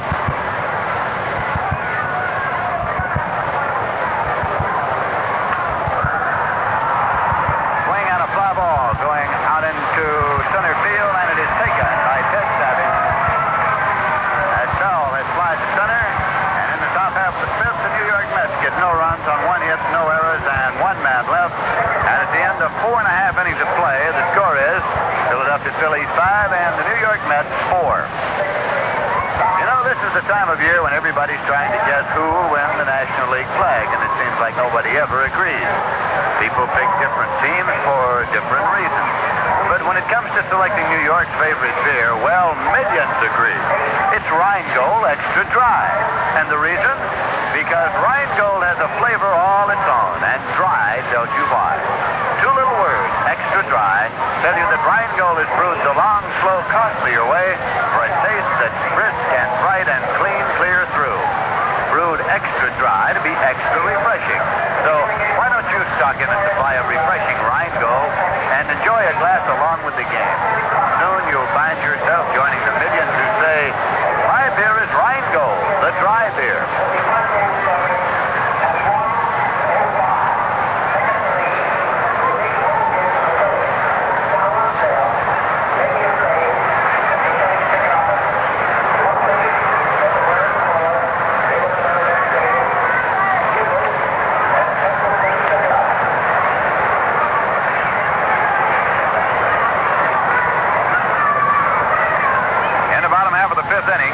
The Philadelphia Phillies will send up Wes Covington, Clay Dalrymple, and Don Demeter. Sherman Jones, the pitcher for the Mets. He came on in relief of Roger Craig in the first inning. Craig faced 4 batters, had retired no one when he was relieved.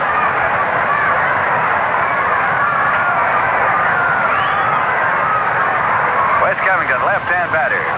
Waits for the first pitch, swings and misses, strike one. Covington walked in the first inning. He flied to right in the third.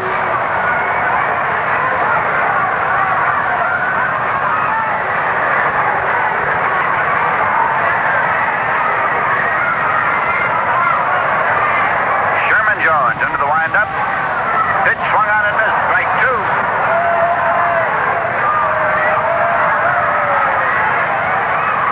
Covington steps back out of the batter's box.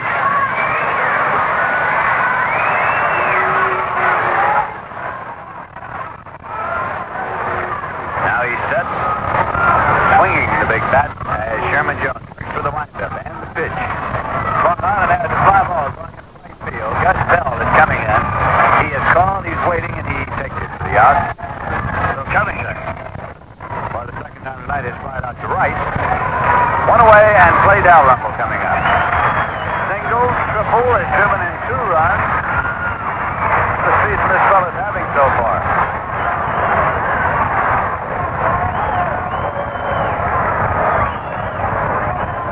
Gene Mock is batting him, number 5 in the batting order now. Batting his catcher, number 5. Turns him out of there with an inside pitch. Ball one.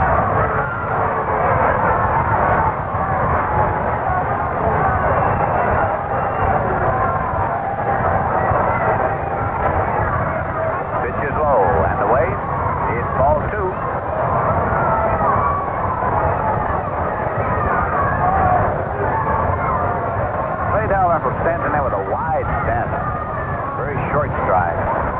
This one is a foul ball off to the right side. Sammy Taylor is chasing it over. Does he have a play? He does, and he's out, taking it in front of the dugout. So Clay Dalrymple has fouled out to catcher Sammy Taylor. 2 men on, nobody on for the Phillies batting in the bottom of the 5th. And Don Demeter is coming up. The rangy right-hand batter. That's twice without a hit tonight.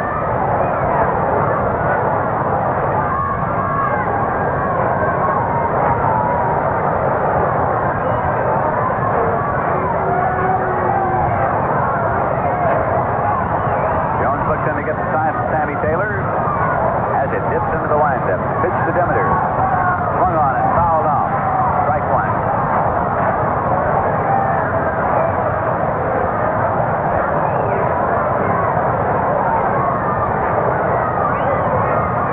Don Demeter, formerly of the Los Angeles Dodgers, been used in the outfield and at third base by manager Gene Mock here with the Phillies. That pitch is low, and he watches it for ball one. It's 1-1.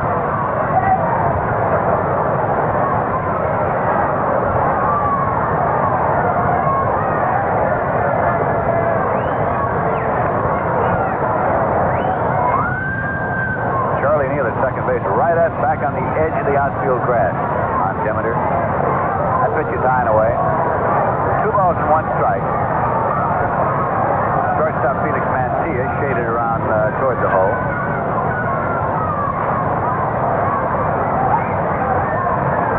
Don Demeter playing in deep and serious. Here's a 2-1 pitch. Swung on and foul back onto the screen. It's 2-2. Campbell is on for the scoop condition. 2-2.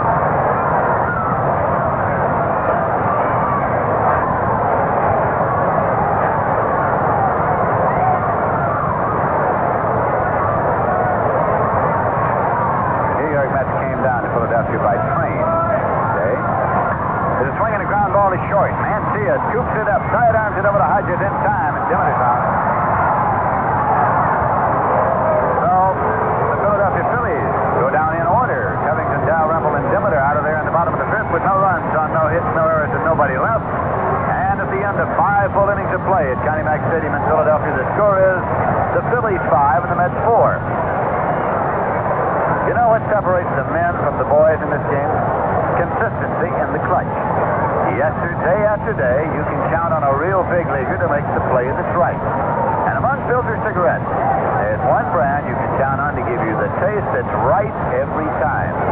Viceroy. Because Viceroy tastes the way you'd like a filtered cigarette to taste. Not too strong, like some filter cigarettes that taste as if they didn't have a filter at all, and not too light, like the Weak Sisters that filter all the fun and flavor out of smoking. Viceroy's got the taste that's right, and Viceroy thrives on competition. That's why I'd like to put it to the toughest test of all. Why don't you smoke all 7 leading filter cigarettes, and I'll bet dollars to donuts you'll find some taste too strong, some taste too light. But Viceroy's got the taste that's right. That's right, my friend. Every time you smoke a Viceroy, you'll know you've got a winner.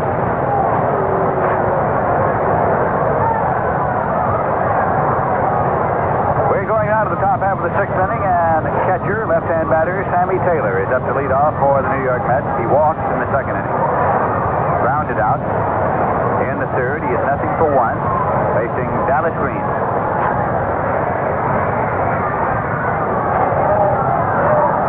Pitches outside for a ball.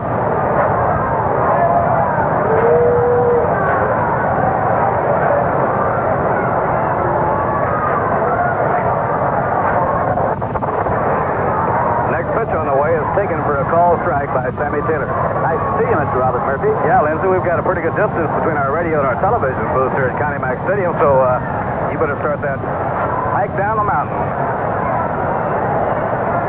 Television location is in the mezzanine, and the broadcasting booth is on the top. Fouled into the dirt, and no play. 1 ball and 2 strikes now on Sammy Taylor.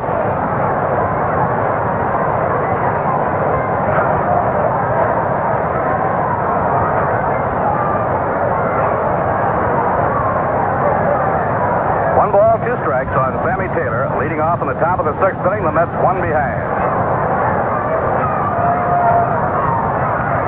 A smash hit towards second, taken on a hop by Tony Taylor on a backhand play, thrown to Torrey in time, 1 down. Good play by Tony Taylor. He went off to his right, made the backhand play, reaching across the body, and then fired to Torrey in time.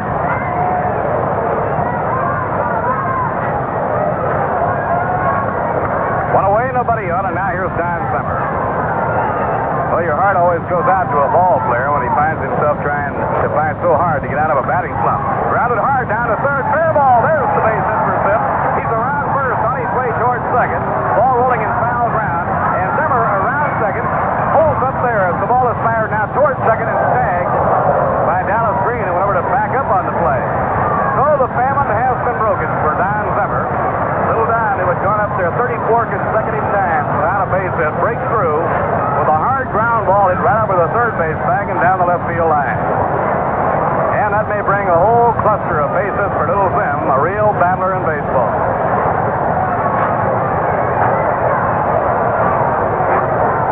So Don has broken out. He was 0 for 34 when he ripped that double.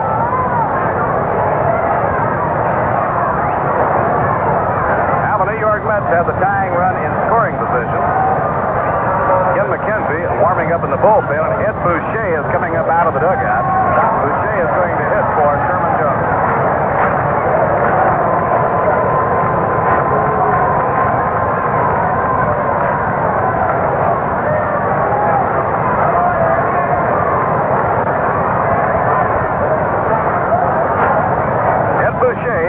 spot now to bat for the pitcher, Sherman Jones. Roadblock did a good job in 5 innings. He allowed 1 run, gave up just 3 hits. He walked 1, struck out 2, and they were 2 big ones in the 4th inning with 2 on when he got Savage and Callison. Ed Boucher batting against right-hander Dallas Green with Don Zimmer on second. Pitch on the way, a foul ball back. No play.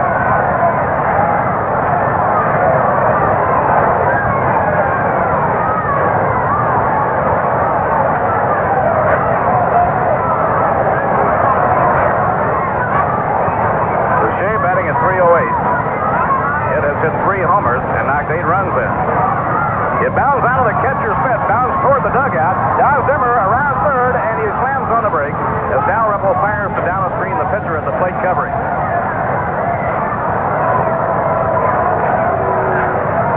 May have been a mix-up on the signs between Dallas Green and Clay Dalrymple. Ball seemed to pop out of the mitt of Dalrymple, and it caromed all the way over toward the New York Met dugout behind the first baseline.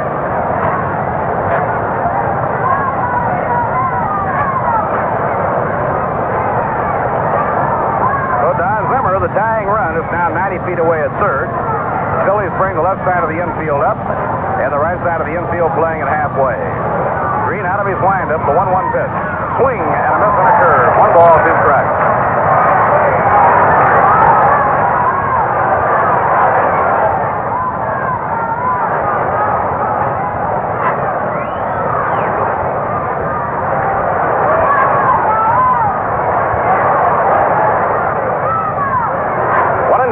Boucher. In comes the pitch to him. He lays off of it. It's inside, and the count evens now at 2 balls and 2 strikes. Phillies 5 runs on 5 hits. The New York Mets 4 runs on 8 hits. The game in the top of the 6th inning.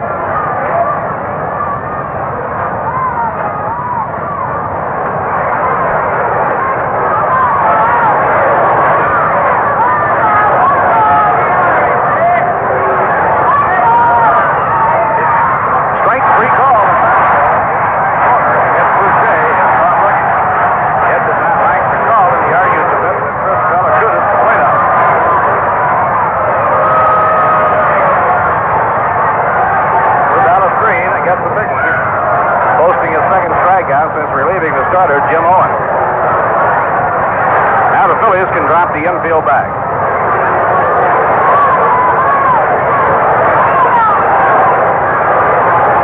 Jim Hickman stepping in. Jim 2 for 3 tonight.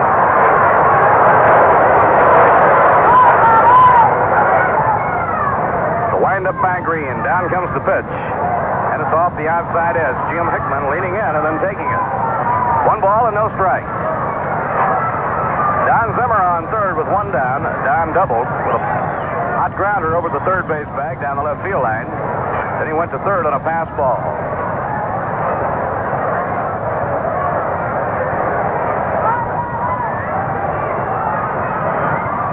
Pitch to Hickman, a ground ball hammered down to third, right to the legs of Zimmer and on into left field.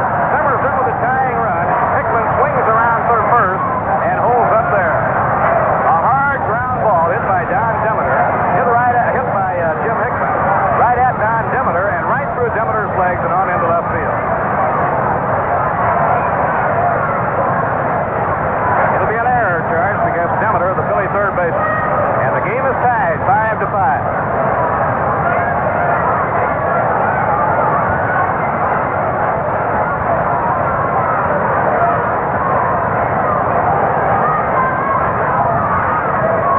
Foul ball on a hit and run play. Hickman breaking on the first pitch, but Manvilla rips it foul back into the screen.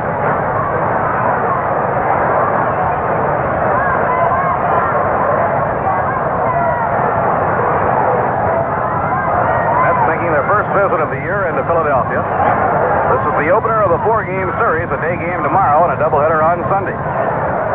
Monday an off day. The Cubs will be played at Wrigley Field on Tuesday, Wednesday, and Thursday. Game tied 5-5.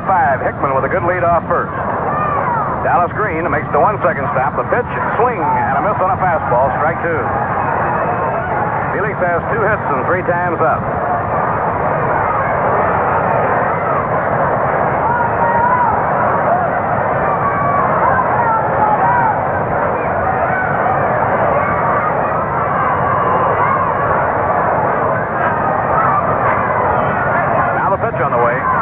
Mantia lays off of it. It's outside. 1 ball and 2 strikes. They have had 4 pitchers in the ball game at Fenway Park in the last half of the 5th inning. The White Sox have used 4: Herbert, Peters, Zanny, and now Eddie Fisher.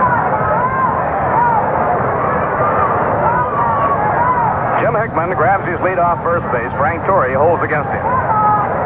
The infield is sliding a bit toward left. The pitch to Mantilla. The runner goes. The pitch outside. The peg, the flag. Safe. Stolen base. Jim Hickman sliding in the stolen base. Throwback play Dalrymple was on the second base side of the bag. And it wasn't close as Hickman sets himself up in scoring position. Now the tie-breaking run is in scoring position as Jim Hickman steals second. And the count 2-2 on Felix Mantilla.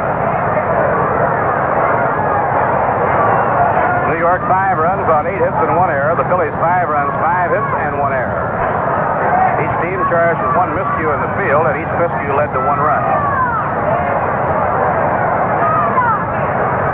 Right here, the Mets are hoping that the Philly miscue will lead to more than 1. Now Mantilla asks for time and steps out as Dallas Green takes too long in looking in.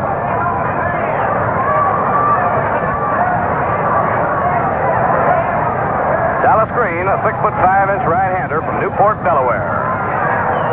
Looks at the runner, then pitches, swing, and a miss. He struck him out. He got him with a sidearm fastball. The Mets tie up the game in the 6th inning. 1 run, 1 hit, 1 error, 1 left on. And now at the end of 5 1/2 innings, the score, the New York Mets 5 and the Philadelphia Phillies 5. Say, ask any manager in the league, and he's sure to agree. The true test of a good hitter is his batting average against second-string pitching. No, sir, it's how well he does against the ace pitchers around the league. And top-flight competition is the true test of a cigarette, too. That's why we say, smoke all 7 leading filter cigarettes. You'll find some taste too strong. They might as well not have a filter at all. And others taste too light. They take all the man-sized flavor out of smoking. But I'll bet dollars to donuts your taste will tell you. Viceroy bats 1,000 against all comers. Because Viceroy's got the taste that's right. If your filter cigarette is tasting too strong, don't you sometimes wonder if your brand is wrong? Well, Viceroy tastes the way you'd like a filter cigarette to taste. Not too strong. Not too light. Viceroy's got The taste that's right. That's right. That's right.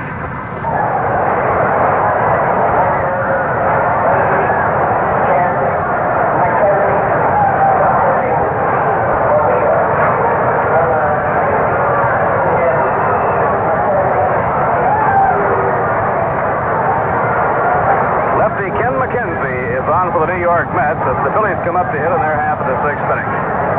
And while Ken throws in his warm-up tosses, it affords us the opportunity to pause for station identification.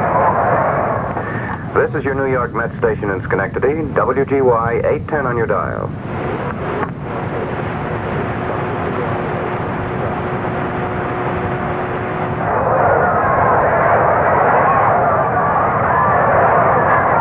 With Lindsey Nelson and Ralph Kiner from Connie Mack Stadium.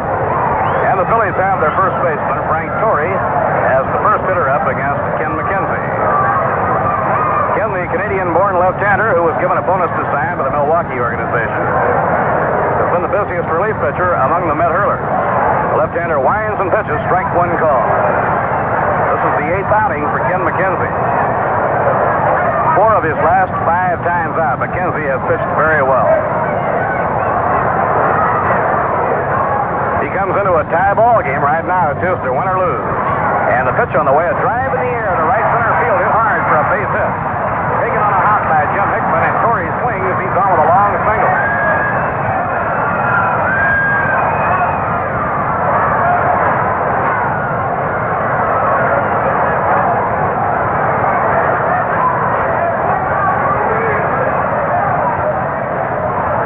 Frank Torrey with a line drive into right center field for a base hit. Now Ruben Amaro steps in. Don Summer coming in close to third in the event of a bunt. He'll have his holes against the run. Here's the pitch. He's around the bunt. Take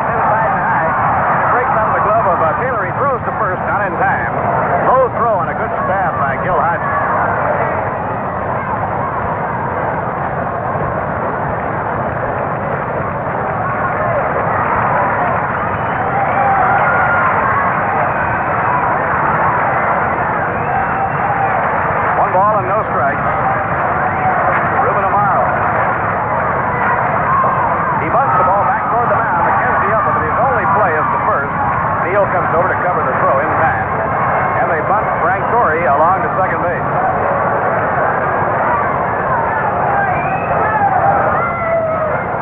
Now the pitcher, Dallas Green, is scheduled up. Nothing going in the bullpen for the Philadelphia Phillies. The end of 5 1/2, the Pirates lead the Dodgers 4-0 behind Bob Friend.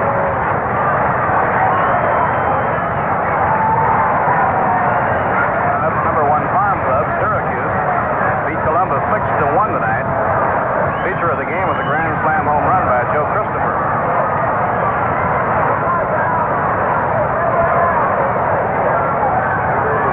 Now Dallas Green is up, bats left-handed. Frank Torrey on second, one man down. The game tied 5-5. Lefty Ken McKenzie delivers a strike on the inside corner.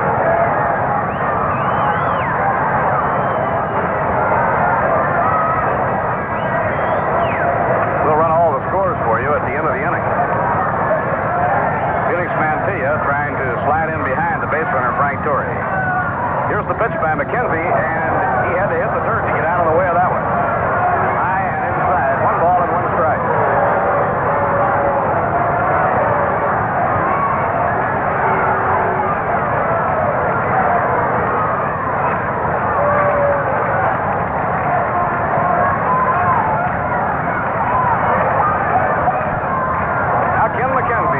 Left-hander, kicks, delivers. Zipped right in there. A call, strike 2. 1 ball and 2 strikes. Last year in 30 games at Louisville, Ken won 6 while losing 4, and his earned run mark was 3.6. After signing for a bonus, he went right out to Atlanta in Double-A and won 14, lost 6. The 1-2 delivery. Strike 3 called, and Dallas Green is caught looking.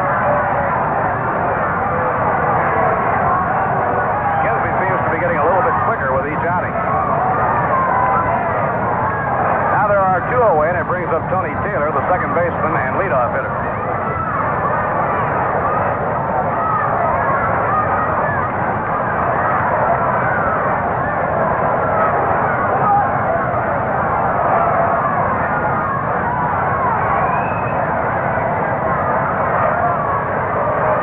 Tony Taylor has been up 3 times, twice has drawn a walk, otherwise failed to connect. He flied to center, his only official time up.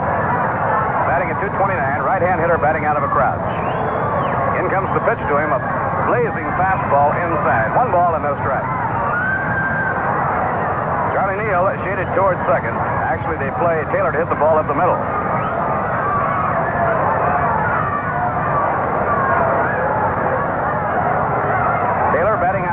Close stance, bends from the waist, constantly pushes that bat around.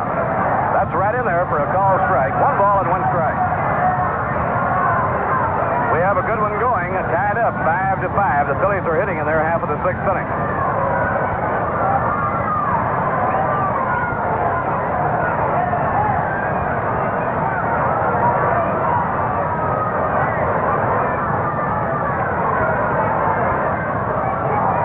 Taylor, crouching behind the plate, signs for the next delivery. 1-1 on Tony Taylor. Down comes the pitch.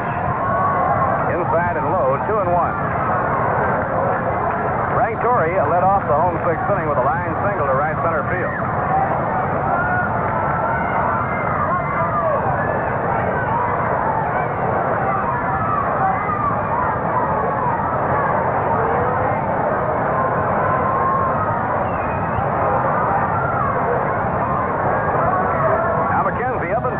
Deals 2-1. A fastball over on the inside edge. 2 balls and 2 strikes.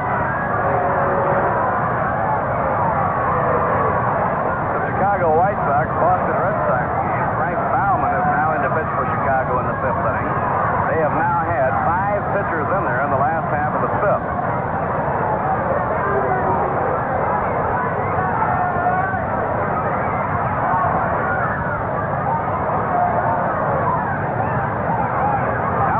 Makes the stop. Down comes the pitch, and it's spiked foul high in the air, veering off toward the crowd. And it'll be in the upper deck, out of play, off the right field line. 2 balls and 2 strikes on Tony Taylor.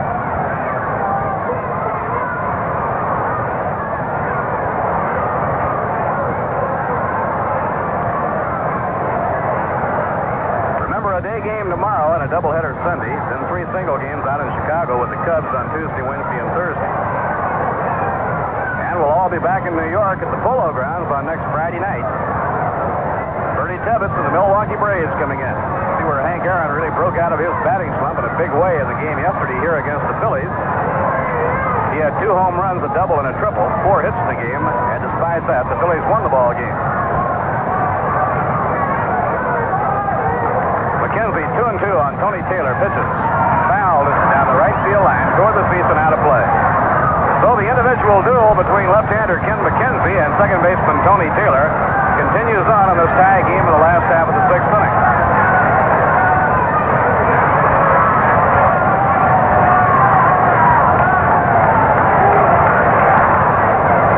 Mets have just 2 southpaw pitchers, Ken McKenzie, who has been working in relief, and Al Jackson, who will be starting against the Phillies tomorrow. Now Mantilla tries to cut in behind the base runner Frank Torrey at second. Hickman striding toward right center against Taylor. A line drive down the left field line. Big hit by Tony Taylor. Around third, heading in is Frank Torrey. Taylor headed for second. The throw coming in, not in time. It's a run-scoring double.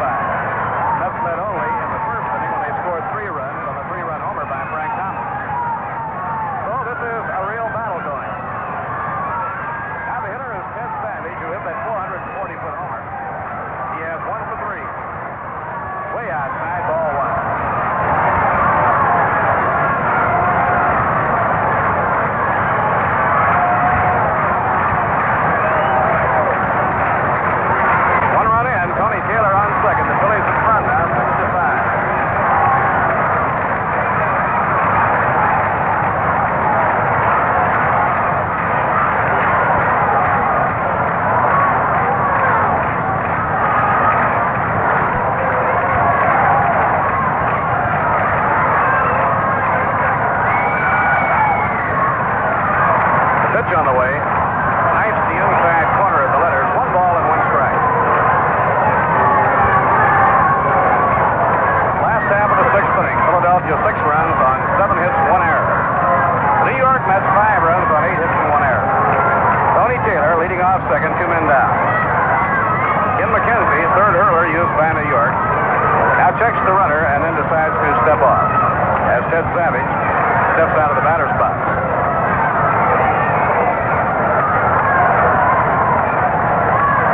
Pitching 1-1.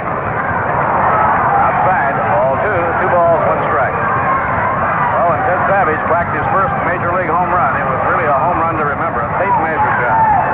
Ball sailing into the upper deck in deep, deep left center field.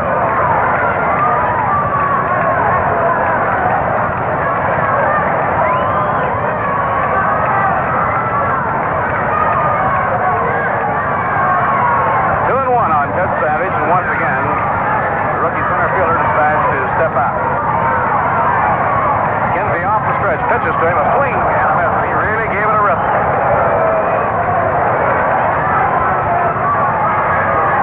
Another swing by Ted Savage.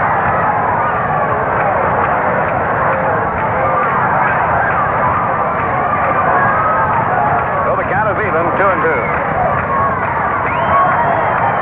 McKenzie up in pitching position, deals, has a smash to second, taken on a hop by Charlie Neal. Neal fakes the hatches, and the Phillies are out in the 6th inning. They get a run to regain the lead, scoring 1 run on 2 hits. No errors and 1 left on. And now at the end of 6 innings, the score, it's the Phillies 6 and the New York Mets 5. Well, let's run the scores. At the end of 3 1/2, it's Milwaukee 4, Houston 2, Henley for the Braves. Bruce replaced Woodishik in the first when the Braves scored 4 runs. Pittsburgh leading the Dodgers 4-0 at the end of 6 behind Bob Friend. Ed Roebuck relieved Johnny Padres in the 5th. In an afternoon game, the Giants won their 10th in a row. They're now 19-5 on the year. Billy Pierce, the winner, relieved by Larson Cepeda, hit his 8th homer. The final score, Giants 11 and the Cubs 6. At the end of 5, Cincinnati 3, the Cardinals nothing. O'Toole against Jackson. 3 bases empty home runs for the Reds by Frank Robinson, Leo Cardenas, and Veda Penson. In the American League in a day game, rookie Rich Rollins homer to the 9th, 1 on. Minnesota down Detroit 4-2. Bonikowski, the winner, in relief, Klein, the loser. At the end of 4 and a half, the White Sox beat the Red Sox 4-0. But the White Sox have had 5 pitchers in there in the last half of the 5th inning. Donovan against Dan Pfister in the Cleveland-Kansas City game. Baltimore playing on the West Coast.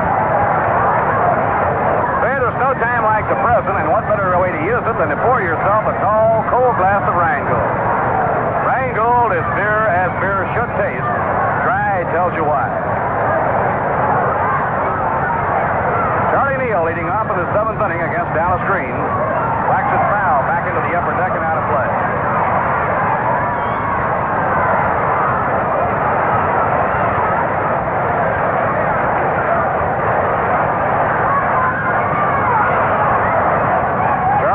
Officially in tonight's game, he knocked a run in with a hard line drive to left center. Savage made a good play in catching the ball. Hit foul down the third baseline, and the count strike 2 on Charlie Neal.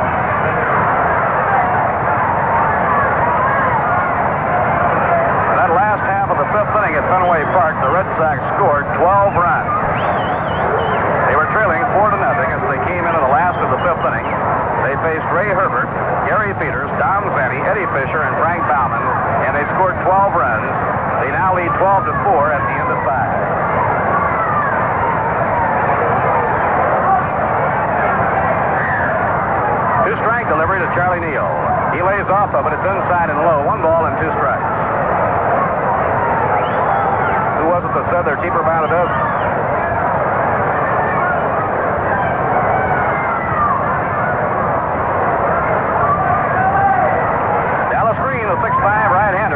Pitches, swing, and miss. He struck him out. He got Charlie with a high hardness. Dallas Green, the 26-year-old right-hander from Newport, Delaware, is turning in a very strong relief job.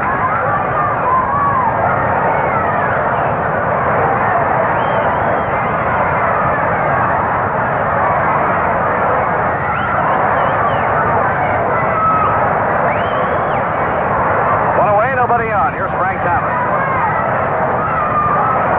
Frank has a perfect night at the plate. Belted his 8th home run of the year in the first inning with 2 men on, a drive into the upper deck. Since then has walked and singled. Fouled, back to the screen, strike 1. Here in Philadelphia, we're in the 7th inning. The Mets 1 behind. They trail 6-5. Rheingold Extra Dry, happy to be sending you the play-by-play night and day, home and away. Flashed foul outside the bag down the left field line. No play in the count, strike 2 on Frank Thomas. Breeze blowing from third across toward first, favoring the left-hand hitter.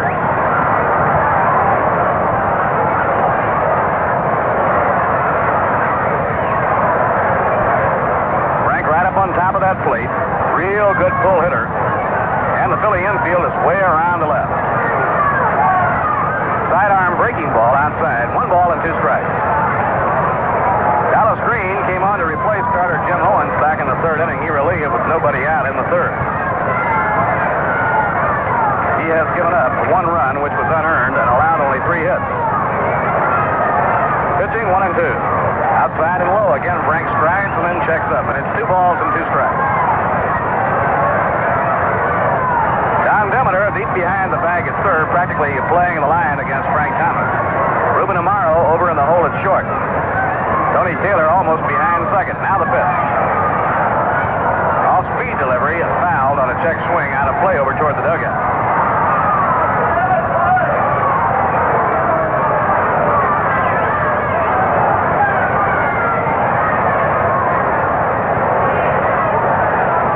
Frank Thomas.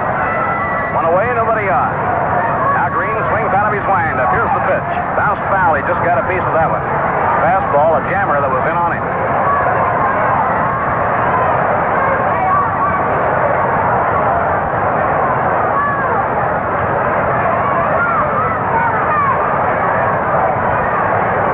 Dallas pitches. Strike 3 call. 3-quarter iron fastball. Strike on the inside corner. Frank Thomas, who early in the and is arguing somewhat strenuously now. This fellow could have.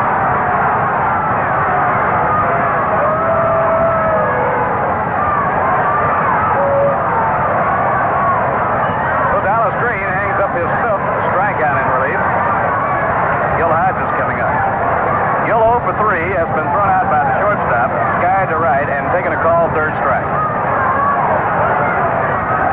Ruben Amaro moving over toward the hole at short against Gil Hodges. Foul ball back, no play.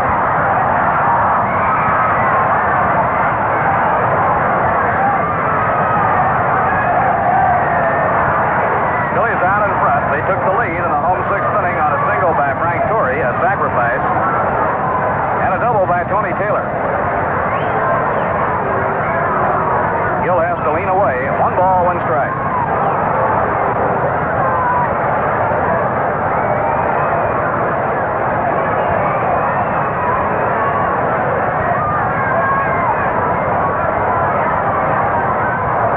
Pitching 1-1. Check swing, and the breaking ball misses the outside edge. 2 balls, 1 strike on Gil Hodges.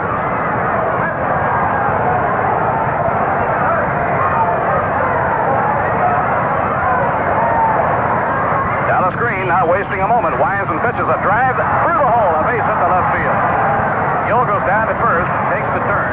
Holds up there as Wes Covington and fires the ball back in.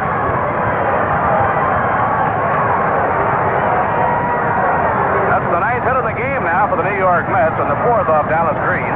It brings up Gus Bell.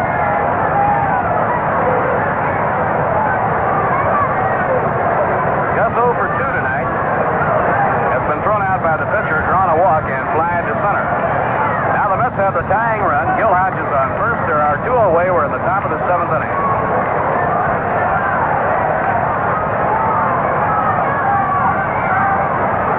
Ground ball tapped slowly back to the mound. Picked up easily by Green. He throws to first in time.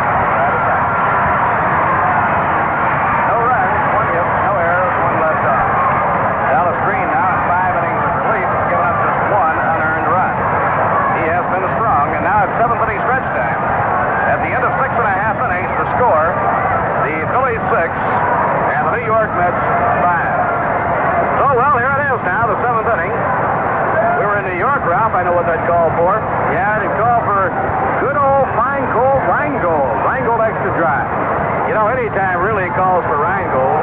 It makes any wonderful day just a little more wonderful. But you know that figures, because Rheingold is the dry beer. Yes, sir, 2 little words, extra dry, tell you why Rheingold is the happy choice of business. Extra dry tells you why Rheingold is brewed the long, slow, costlier way. It tastes brisk and bright and clean, clear through. Yes, Rheingold is my beer. And it's a dry beer, so why not join them? Those millions who enjoy a tall, refreshing glass of Rheingold, and join them as we bring you more of the baseball action.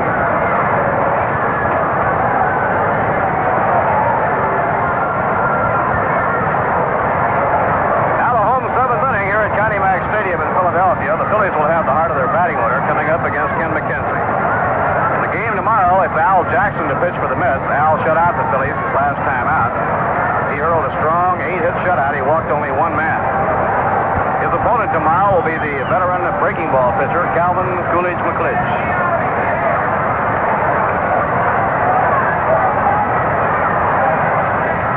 Johnny Callison, 1 for 3 in the game, singled to right center in the first, reached safely on an error in the third, and took a call, 3rd strike in the 4th inning. That's left-handed, and he can run. Drive in the air to left field. Frank Thomas cutting toward the line is there. He makes the catch, 1 man down.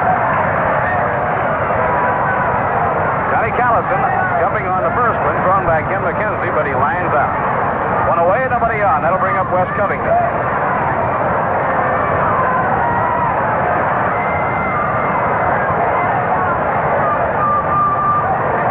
Covington has drawn a walk, otherwise fly deep to right and fly to normal right field.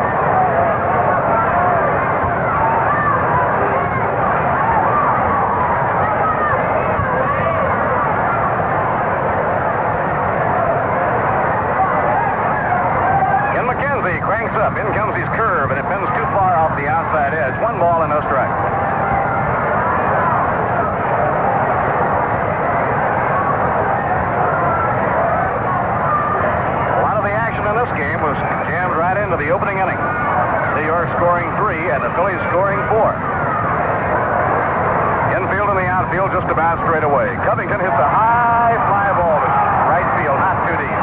Striding in is Gus Bell. He's under it waiting, and Gus puts it away for the out. 2 up and 2 set aside by Ken McKenzie.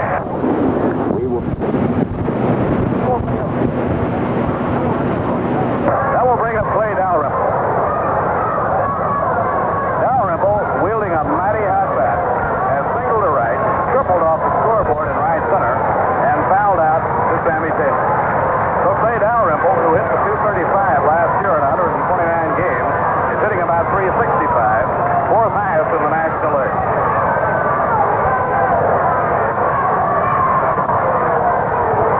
Knee-high strike thrown by Ken McKenzie.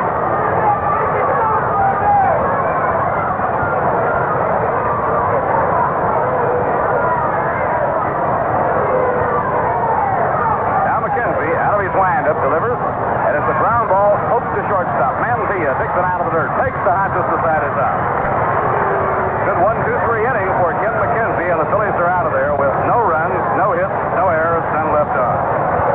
And so at the end of 7, the score at Connie Mack Stadium, the Phillies 6, and the New York Mets 5. Mets will be back at the Polo Grounds on Friday night, 1 week from tonight, May 11th. They'll be opening a 4-game weekend series against the Milwaukee Braves. Hank Aaron has been mired in a tough batting slump, but he broke out of that slump in a tremendous way in the game against the Phillies right here in Philadelphia yesterday. He had 2 home runs, a triple, and a double, and yet the Phillies won the ball game. But Eddie Matthews, Hank Aaron, Joe Adcock, Warren Spahn, all the members of the star-studded cast of the Milwaukee Braves will be coming into New York for a 4-game weekend series Friday night, a big doubleheader on Saturday, and a single game on Sunday, May 13th. You know, Ralph, Sunday, May 13th, a week from this Sunday, will be Mother's Day, and I think it'd be a wonderful idea on Mother's Day if the whole family can kind of get together and take Mom out to brunch around 11:30 or 12 and come right on out to the Polo Grounds for that Sunday afternoon game between the Mets and Braves. Well, every day should be Mother's Day, I think, Bob, but that would certainly be a wonderful way to celebrate and get out and see some nice baseball in the fresh air and see. Hey, that Milwaukee club is really loaded with talent, aren't they? That Hank Aaron, all he had was 2 home runs, a double, and a triple. It's breaking out of that slump yesterday. He broke out of it for good. He had a great day. Well, we're moving to the top of the 8th inning. The ball game 6-5 in favor of Philadelphia. And coming up now against Dallas Green for the New York Mets, Sammy Taylor. Sammy Taylor 0 for 2 today. He walked along with 2 groundouts. Batting from the left-hand side. Green throws a fastball. It's foul tip, strike 1.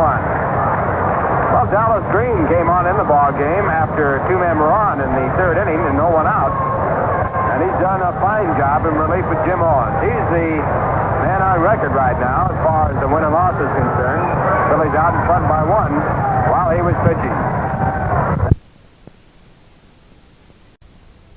That would certainly be a wonderful way to celebrate and get out and see some nice baseball in the fresh air and see.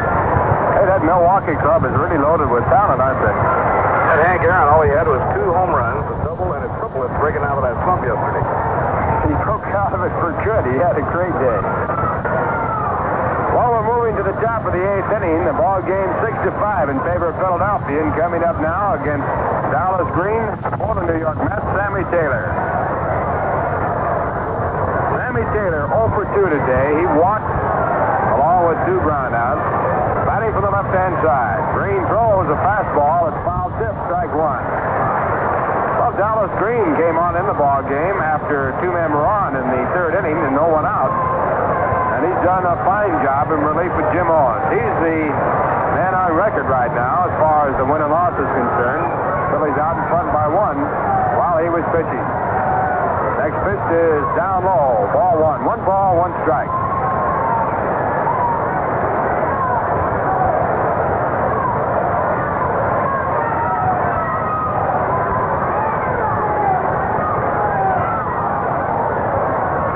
Ball 2 as he misses again. 2 balls and 1 strike to Sammy Taylor, who's leading off here in the top of the 8th inning. Mets trail by 1. They'll send up Sammy Taylor, Don Zimmer, and they will send up a pinch hitter possibly as their 3rd man. Ball 3, and this time Dallas Green misses inside. 3 balls and 1 strike. right-handers in the bullpen for the New York Mets, Dave Hillman and Bob Miller. Now the 3-1 pitch to Sammy Taylor. Hit hard on the ground to the first baseman off his chest. Torrey picks it up, throws the pitcher covering in time. Oh, Frank Torrey fitting to come up with the ball cleanly, kept it near him. He went over and picked it up and got his man. One up and one down, and here is Don Zimmer. Don broke his long batting slump with a two-base hit off of the third baseman. And he is 1 for 3 here today. He later scored, and that was the tying run until the Phillies went out in front in the bottom half of the sixth to make it 6-5. Big hard swing by Zimmer. Strike one. It's been a seesaw game all the way. The Mets out in front with 3 runs in the top of the first. The Phillies then took over the lead 4-3 when they scored 4. Then the Mets tied it up in the top of the third. The Phillies went out in front in the bottom of the third by a score of 5-4. High fly ball hits the center field. This will chase Savage back, but he is there. Now under the ball, and he makes the catch. 2 men out now. And we'll see if manager Casey Stengel is going to pinch hit. And it's Jim Marshall coming out of the dugout into the on-deck circle, picking up the rosin. So we'll have a new pitcher in the ball game as Jim Marshall bats for the pitcher, Ken McKenzie.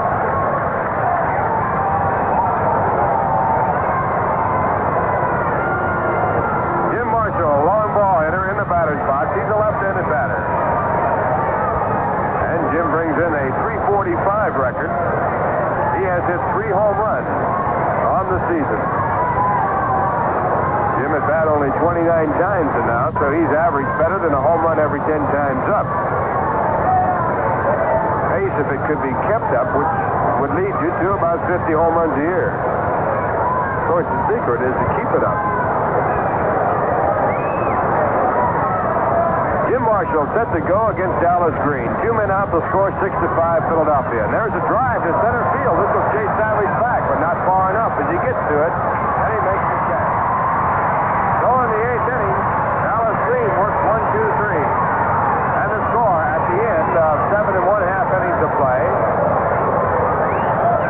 The Philadelphia Phillies 6, the New York Mets 5.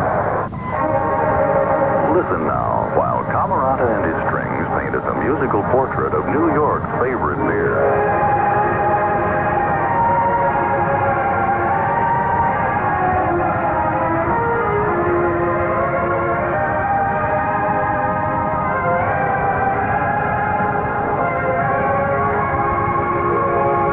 From the bottom of your glass right up to its fabulous frothy head, Rheingold Extra Dry is the very picture of pleasure, brisk and bright.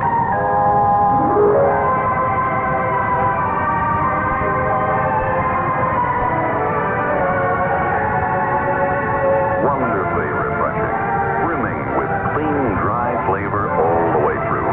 Rheingold is beer as beer should taste. Dry tells you why. Can't you picture yourself with a fine, cold Rheingold right about now?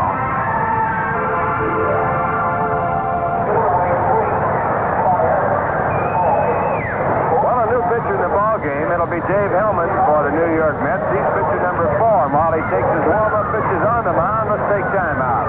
So we pause now for station identification. For the smoothest sound around, stay tuned to WGY 810 on your radio dial, Schenectady.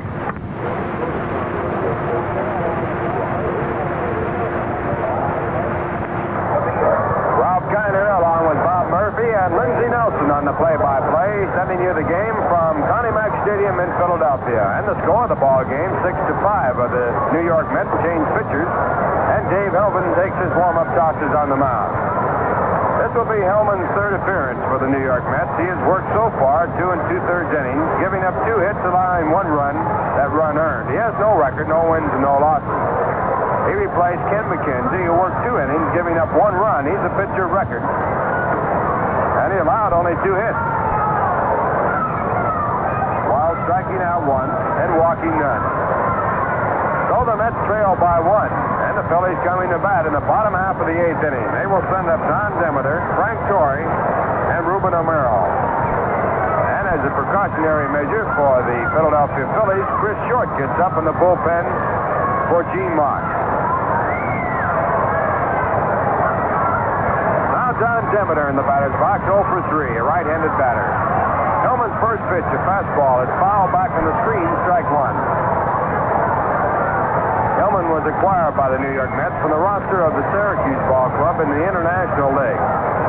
He was actually the property of the Boston Red Sox, and he was with the Cincinnati Reds in spring training for a look. They returned him to the Red Sox, and the Red Sox sent him to Syracuse, where the Mets picked him up. Started in the major leagues with the Chicago Cubs. A one-strike pitch by Hellman in the dirt, ball one. Tomorrow in a day game, Cal McClish scheduled to go for the Philadelphia Phillies against Al Jackson for the New York Mets. Jackson pitched an 8-hit shutout against Philadelphia in the Polo Grounds for his one victory. Curveball swung on a miss, strike two. Demeter completely fooled on the pitch, 1 ball and 2 strikes. Now warming up for the New York Mets alongside of Miller, Jay Hook. Jay just warming up for a possible start on Sunday, though.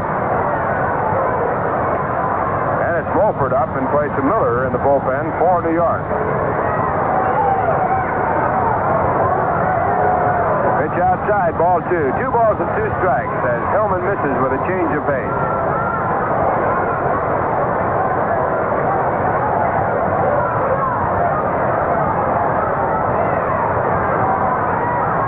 Casey Single indicated that Bob Moorhead might possibly start one of the games of the 4-game series. There's a smash down to third. Zimmer up with the ball, throws across in time.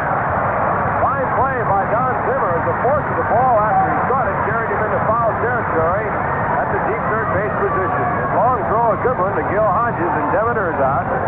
And it brings up Frank Torrey.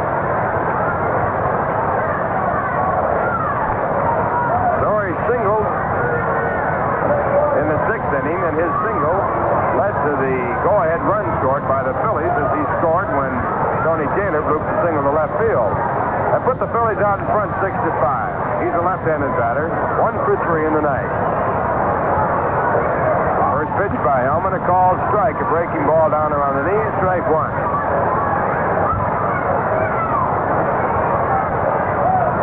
Torrey flied out to deep right field, and Gus Bell made a fine catch in the ball in the first inning.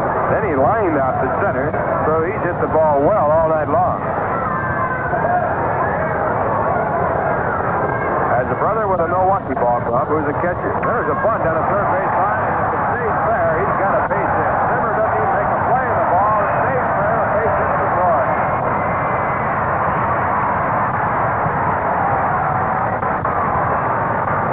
Well, Frank Torrey, seeing Zimmer in a deep position at third base, laid down a perfect bunt. There was nobody in the world who could have thrown him out, and he picked up his second hit of the game. Ball rolled right near the line, all the way down, finally picked up by Zimmer right at third base.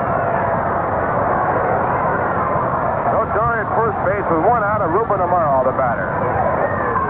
He throws his bat at the ball, pops it in the shallow right field. Bell coming on, makes the catch, a throw to first base in time, a double play. Frank Torrey, thinking the ball might drop in, got too far down the line and couldn't get back. Bell made the catch. It's a double play. And that retires his side. In the inning for the Philadelphia Phillies, no runs on 1 hit, no errors, no one left in the score. At the end of 8 innings of play, the Philadelphia Phillies 6, the New York Mets 5. Well, now let's check the scores in the other games in the Major Leagues. In the National League, at the end of 4 1/2 innings, it's all tied up 4-4. Houston and Milwaukee. What a check to starter. Now Al Bruce is in. Henley going for Milwaukee. Home run by Hal Smith in the 5th with 1 on, scoring 2 runs for Houston. In a night game in Pittsburgh, Los Angeles and Pittsburgh, Pirates have a 4-0 lead at the end of 7. Bob Friend is out of the game. He was the starter. Olivo is in now. Padres started for the Dodgers. He is out. Roebuck is in. In an afternoon game, San Francisco won their 10th straight game as they defeated the Cubs 11-6. Pierce was a winning pitcher for San Francisco. Ellsworth was the loser. Cepeda hit his 8th home run of the season. That tied him for the Major League lead in the second with no one on. Williams had one in the first with no one on for Chicago. In a night game, St. Louis at Cincinnati. Cincinnati out in front 3-0 at the end of 6 1/2. O'Toole going for the Reds. Jackson started for the Cardinals. Foresti is now in the game in the 6th inning. A home run by Robinson in the second with no one on.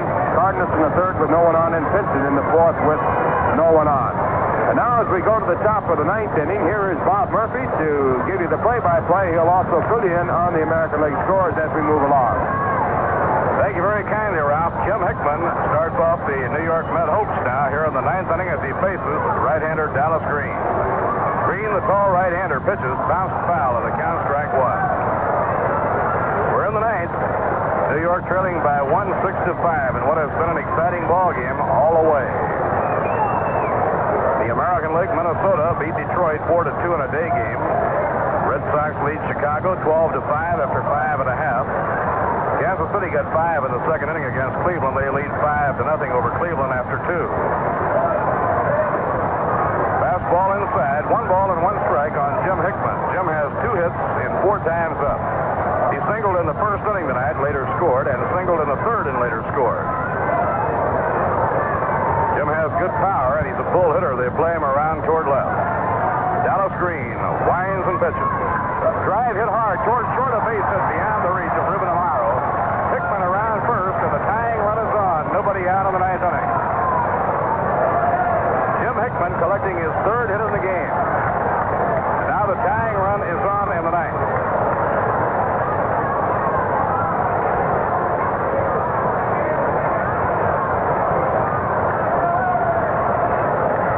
Now Gene Mock has signaled for base reliever Jack Paulson to start warming up in a hurry. Felix Mantilla stepping in. Don Demeter comes in very close to third, anticipating the bunt. Frank Torrey holds against the runner, Jim Hickman. Hickman, tall, slender right-hander, has good running speed. He stole a base earlier in the ballgame.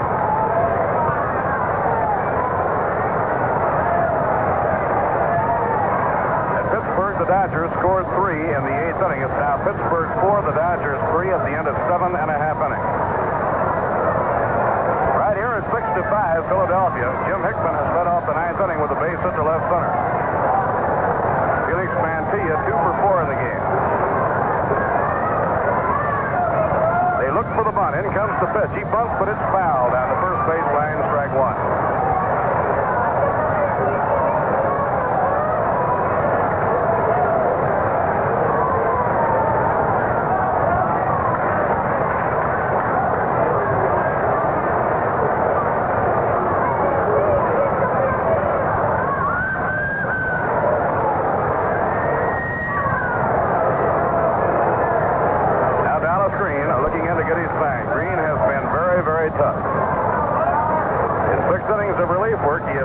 Just 1 unearned run. In comes the pitch. Swing and a miss, strike 2. They took the sacrifice off and let Felix swing away, and he went after it.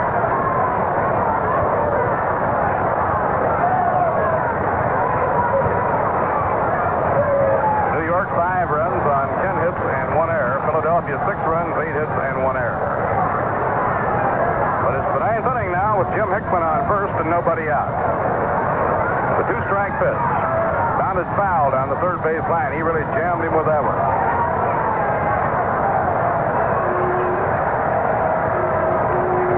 Now in the New York bullpen, it's Craig Anderson and Jay Hook. In the Philly bullpen, look for Jack Paulson, the young right-hander who got into 65 games in his rookie season last year with Philadelphia. Charlie Neal on deck, and then Frank Thomas. The Mets have their bats coming up in the 9th inning. Fouled. He got a piece of it and wasted the ball off back toward the upper deck. So Mantilla hangs in there against Dallas Green. 7 of the 11 runs in this ball game were scored in the first. The opening inning, Frank Thomas hit a 3-run homer, but the Phillies came right back to chase starter Roger Craig and get 4 runs of their own. 2 on a home run by Ted Savage in the upper deck and almost straightaway center field. 2 strike pitch. Way outside, he tried to get him to go for a bad ball. 1 ball and 2 strikes now on Felix Mantilla. Felix hitting well over 300. Gets out of the batter's box now for a moment to break the suspense. Charlie Neal down on one knee in the on-deck circle, swinging that leaded bat to loosen up those shoulder muscles. Dallas Green, a right-hander who stands 6'5", and he has a lot of power in that pitching arm. He can throw hard.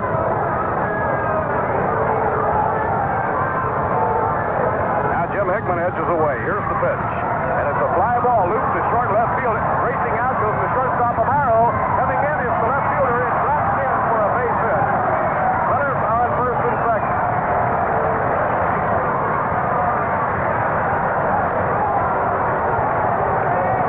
Johnny Callison, the left fielder, made a diving attempt to pick that one up. But it breaks off of his glove. He's unable to hold it. It will go as a base hit.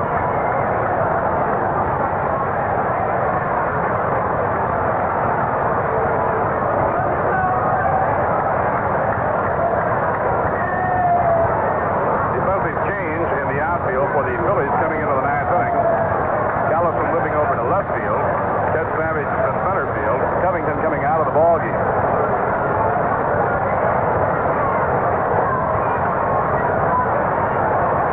Now we have time taken, and Sally Hemus wants to talk to Jim Hickman, the runner on second.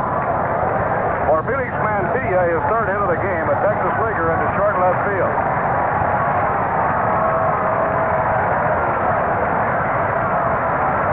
Jim Hickman and Felix Mantilla each have picked up 3 hits in the game.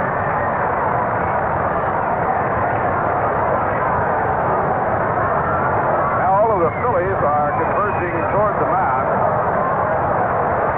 to meet with manager Gene Mock. Sally Hemus is out talking to Jocko Conlon, the umpire at second base. Took it for granted that he came out to talk to Jim Hickman. Now he says something to Jocko. Now he's back to talking to Jim Hickman.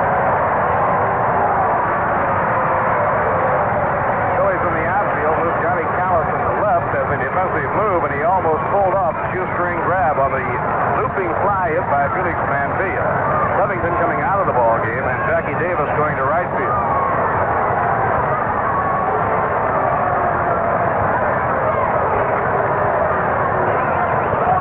Richie Ashburn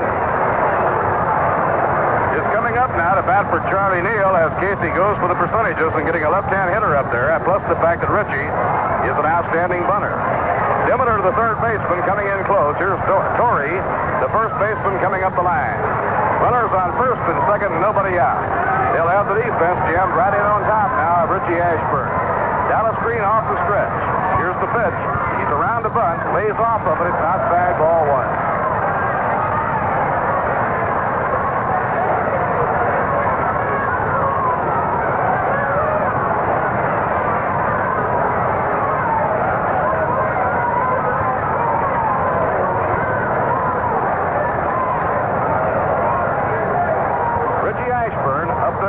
Charlie Neal, and they look for the bunt. 2 men take a lead. Here's the pitch on the way. He's around the bunt, takes, and it's inside, ball 2, 2-0. Dallas Green trying to get everything he had on those 2 fastballs to make them tough to lay down. The Mets with a grand chance now here on the top of the 9th inning. Jim Hickman got his third hit leading off, and Mantilla gets his third on a Texas leaguer to left field.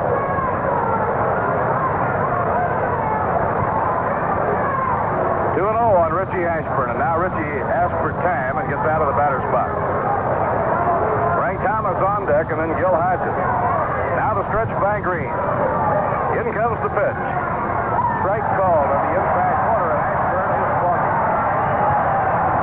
Richie didn't like the call at all, and he turns to confirm some same facts with Mr. Chris Belacutis.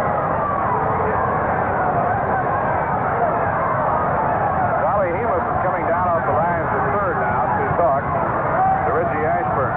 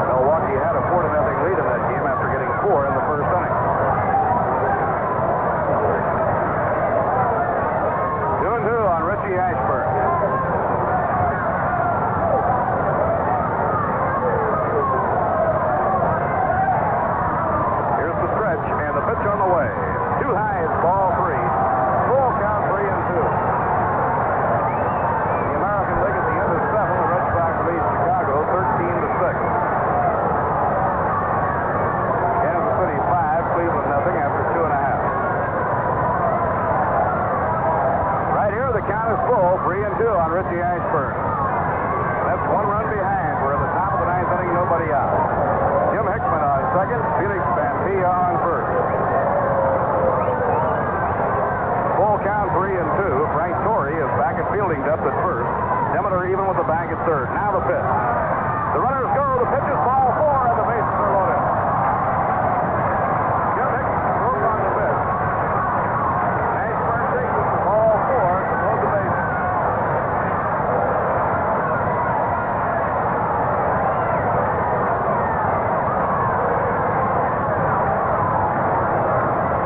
That is the third walk given up by Dallas Green. Now the Mets have a tremendous opportunity with the bases loaded and nobody out. Frank Thomas stepping in. Frank has hit a 3-run homer, drawn a walk, single in left field, been called out on strike. So Frank is 2 for 3 with 3 RBIs in tonight's game. He now has hit 8 home runs and knocked 14 runs in.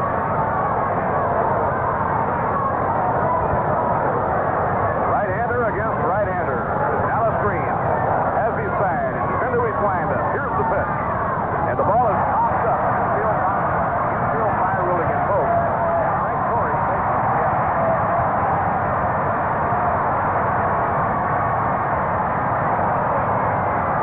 One away.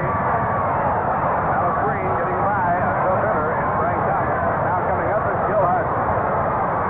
Gil lined the base up the left field his last time up. One hit it 4 times tonight.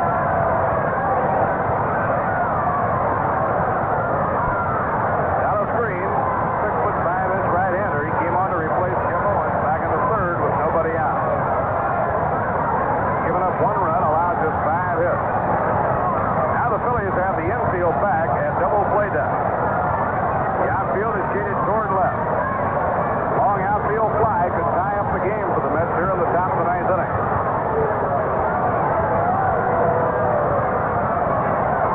Dallas Green looks into Clay Dalrymple. The right-hander swings into his windup, pitches. Ball 1. Popped down to the mid of Dalrymple, but popped out in front of home plate. No chance for an advance. Easy single, pacing up and down in the dugout of the New York Mets, shouting encouragement to his team. Casey climbs the steps, claps his hands. Gil well back to the plate, feet wide apart, pushing that bat around. Hickman, the lead runner, on third. Down comes the pitch. Swing and a miss. 1 ball, 1 strike.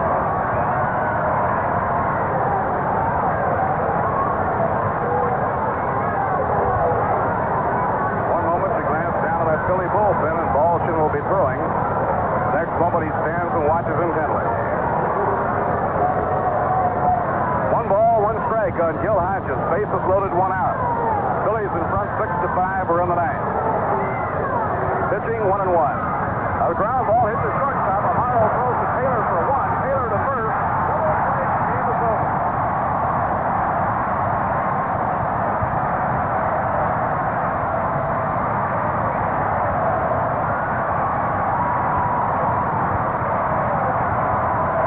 Tremendous relief job by Dallas Green. 27-year-old right-hander from Newport, Delaware. New York Mets had the bases loaded, nobody out, with Frank Thomas and Gil Hodges coming up. But Dallas Green, a cool performer under fire in this one, got Frank Thomas on an infield pop-up to Frank Torrey and gets Gil Hodges to wrap into a double play started by the shortstop Ruben Amaro, and the Phillies won an exciting ball game by the score of 1 run. In the 9th inning, no runs, 2 hits, no errors, and 2 left on. Tremendous relief job by Dallas Green. In 7 innings, he gave up just 1 run, and it was unearned. Now we'll be back with the line score of tonight's game and a word about tomorrow's game in just 1 minute. Well, you know, a ball player can look real good in the springtime, but not until he's been around the league twice does the manager really know that he's right. You know, that's a pretty good way to judge filter cigarettes, too. Give all 7 of the liters a go-around. You'll find some taste so strong you wouldn't know they had a filter at all. Others taste so light that there's no more fun or flavor in smoking. But when you smoke Viceroy, you know you're enjoying big league taste. Because, my friend, Viceroy tastes the way you'd like a filter cigarette to taste. Yet Viceroy is not too strong and not too light. Viceroy's got the taste that's right. Remember, there's no need to play a wild hunch when it comes to filter cigarettes. Play the percentages, my friend, and you're sure to come up with Viceroy. Prove it for yourself. Smoke all 7 leading filter cigarettes and see how the ball bounces. And I'll bet you'll find some taste too strong, some taste too light. But Viceroy's got the taste that's right. That's right, fans. Better change to Viceroy. And now for the wrap-up on tonight's game, let's swing over to Ralph Kiner. Well, it was a ball game that was wrapped up actually in the first and 9th innings. The first inning, the Mets got out in front with 3 runs. The Phillies scored 4 to take over, and from there on it seesawed back and forth. The 9th inning, a very exciting one. The New York Mets trailing by 1 run, loaded the bases with no one out. But fortunately for Dallas Green, who pitched 7 fine innings, giving up only 1 run, that run unearned, he got out the big man, Frank Thomas, who previously had a home run and a single, and then he got Gil Hodges to hit a hard ground ball into a double play, and that ended the ball game. The winning run in the ball game was scored in the 6th inning by the Philadelphia Phillies when Frank Jory singled to center field. He was sacrificed to second base, where he later scored when Tony Taylor drove in the winning run with a single to left field. Roger Craig started the ball game for the New York Mets. He worked actually officially to nobody. He got no one out, but he was charged with 4 runs, giving up 2 hits. He pitched to a total of 4 batters. Sherman Jones then came on, and he worked 5 innings, giving up 1 run on 3 hits. Then it was Ken McKenzie, pitcher number 3, who worked 2 innings, and he gave up 1 run on 2 hits. Dave Hellman finished out, working 1 inning, allowing only 1 base hit, scoring no runs off of him. A home run by Frank Thomas in the first, a big blow for the New York Mets. That was his 8th of the season, and he drove in 3 runs with it. That gave him a total of 14 RBIs. Another run driven in by Charlie Neal. He has 10, and that was on the sacrifice fly to center field. For the Philadelphia Phillies, Ted Savage had a home run, his first Major League home run in the first inning off of Roger Craig, and he drove in 2 runs as there was a man on base. And that just about does it for the ball game today. Tomorrow, McClish is scheduled to go against the New York Mets in a day game starting at 1:30. He'll be opposed by Al Jackson if the starting pitches that are picked by the managers of the respective clubs go through. So another ball game tomorrow, a doubleheader on Sunday, and that's just about it for baseball here. And that wraps up another New York Met game. We certainly hope you enjoyed it. Viceroy certainly enjoyed bringing it your way. Looking at our schedule once again, we see the Mets will face the Philadelphia Phillies here at Connie Mack Stadium at 1:30 tomorrow afternoon.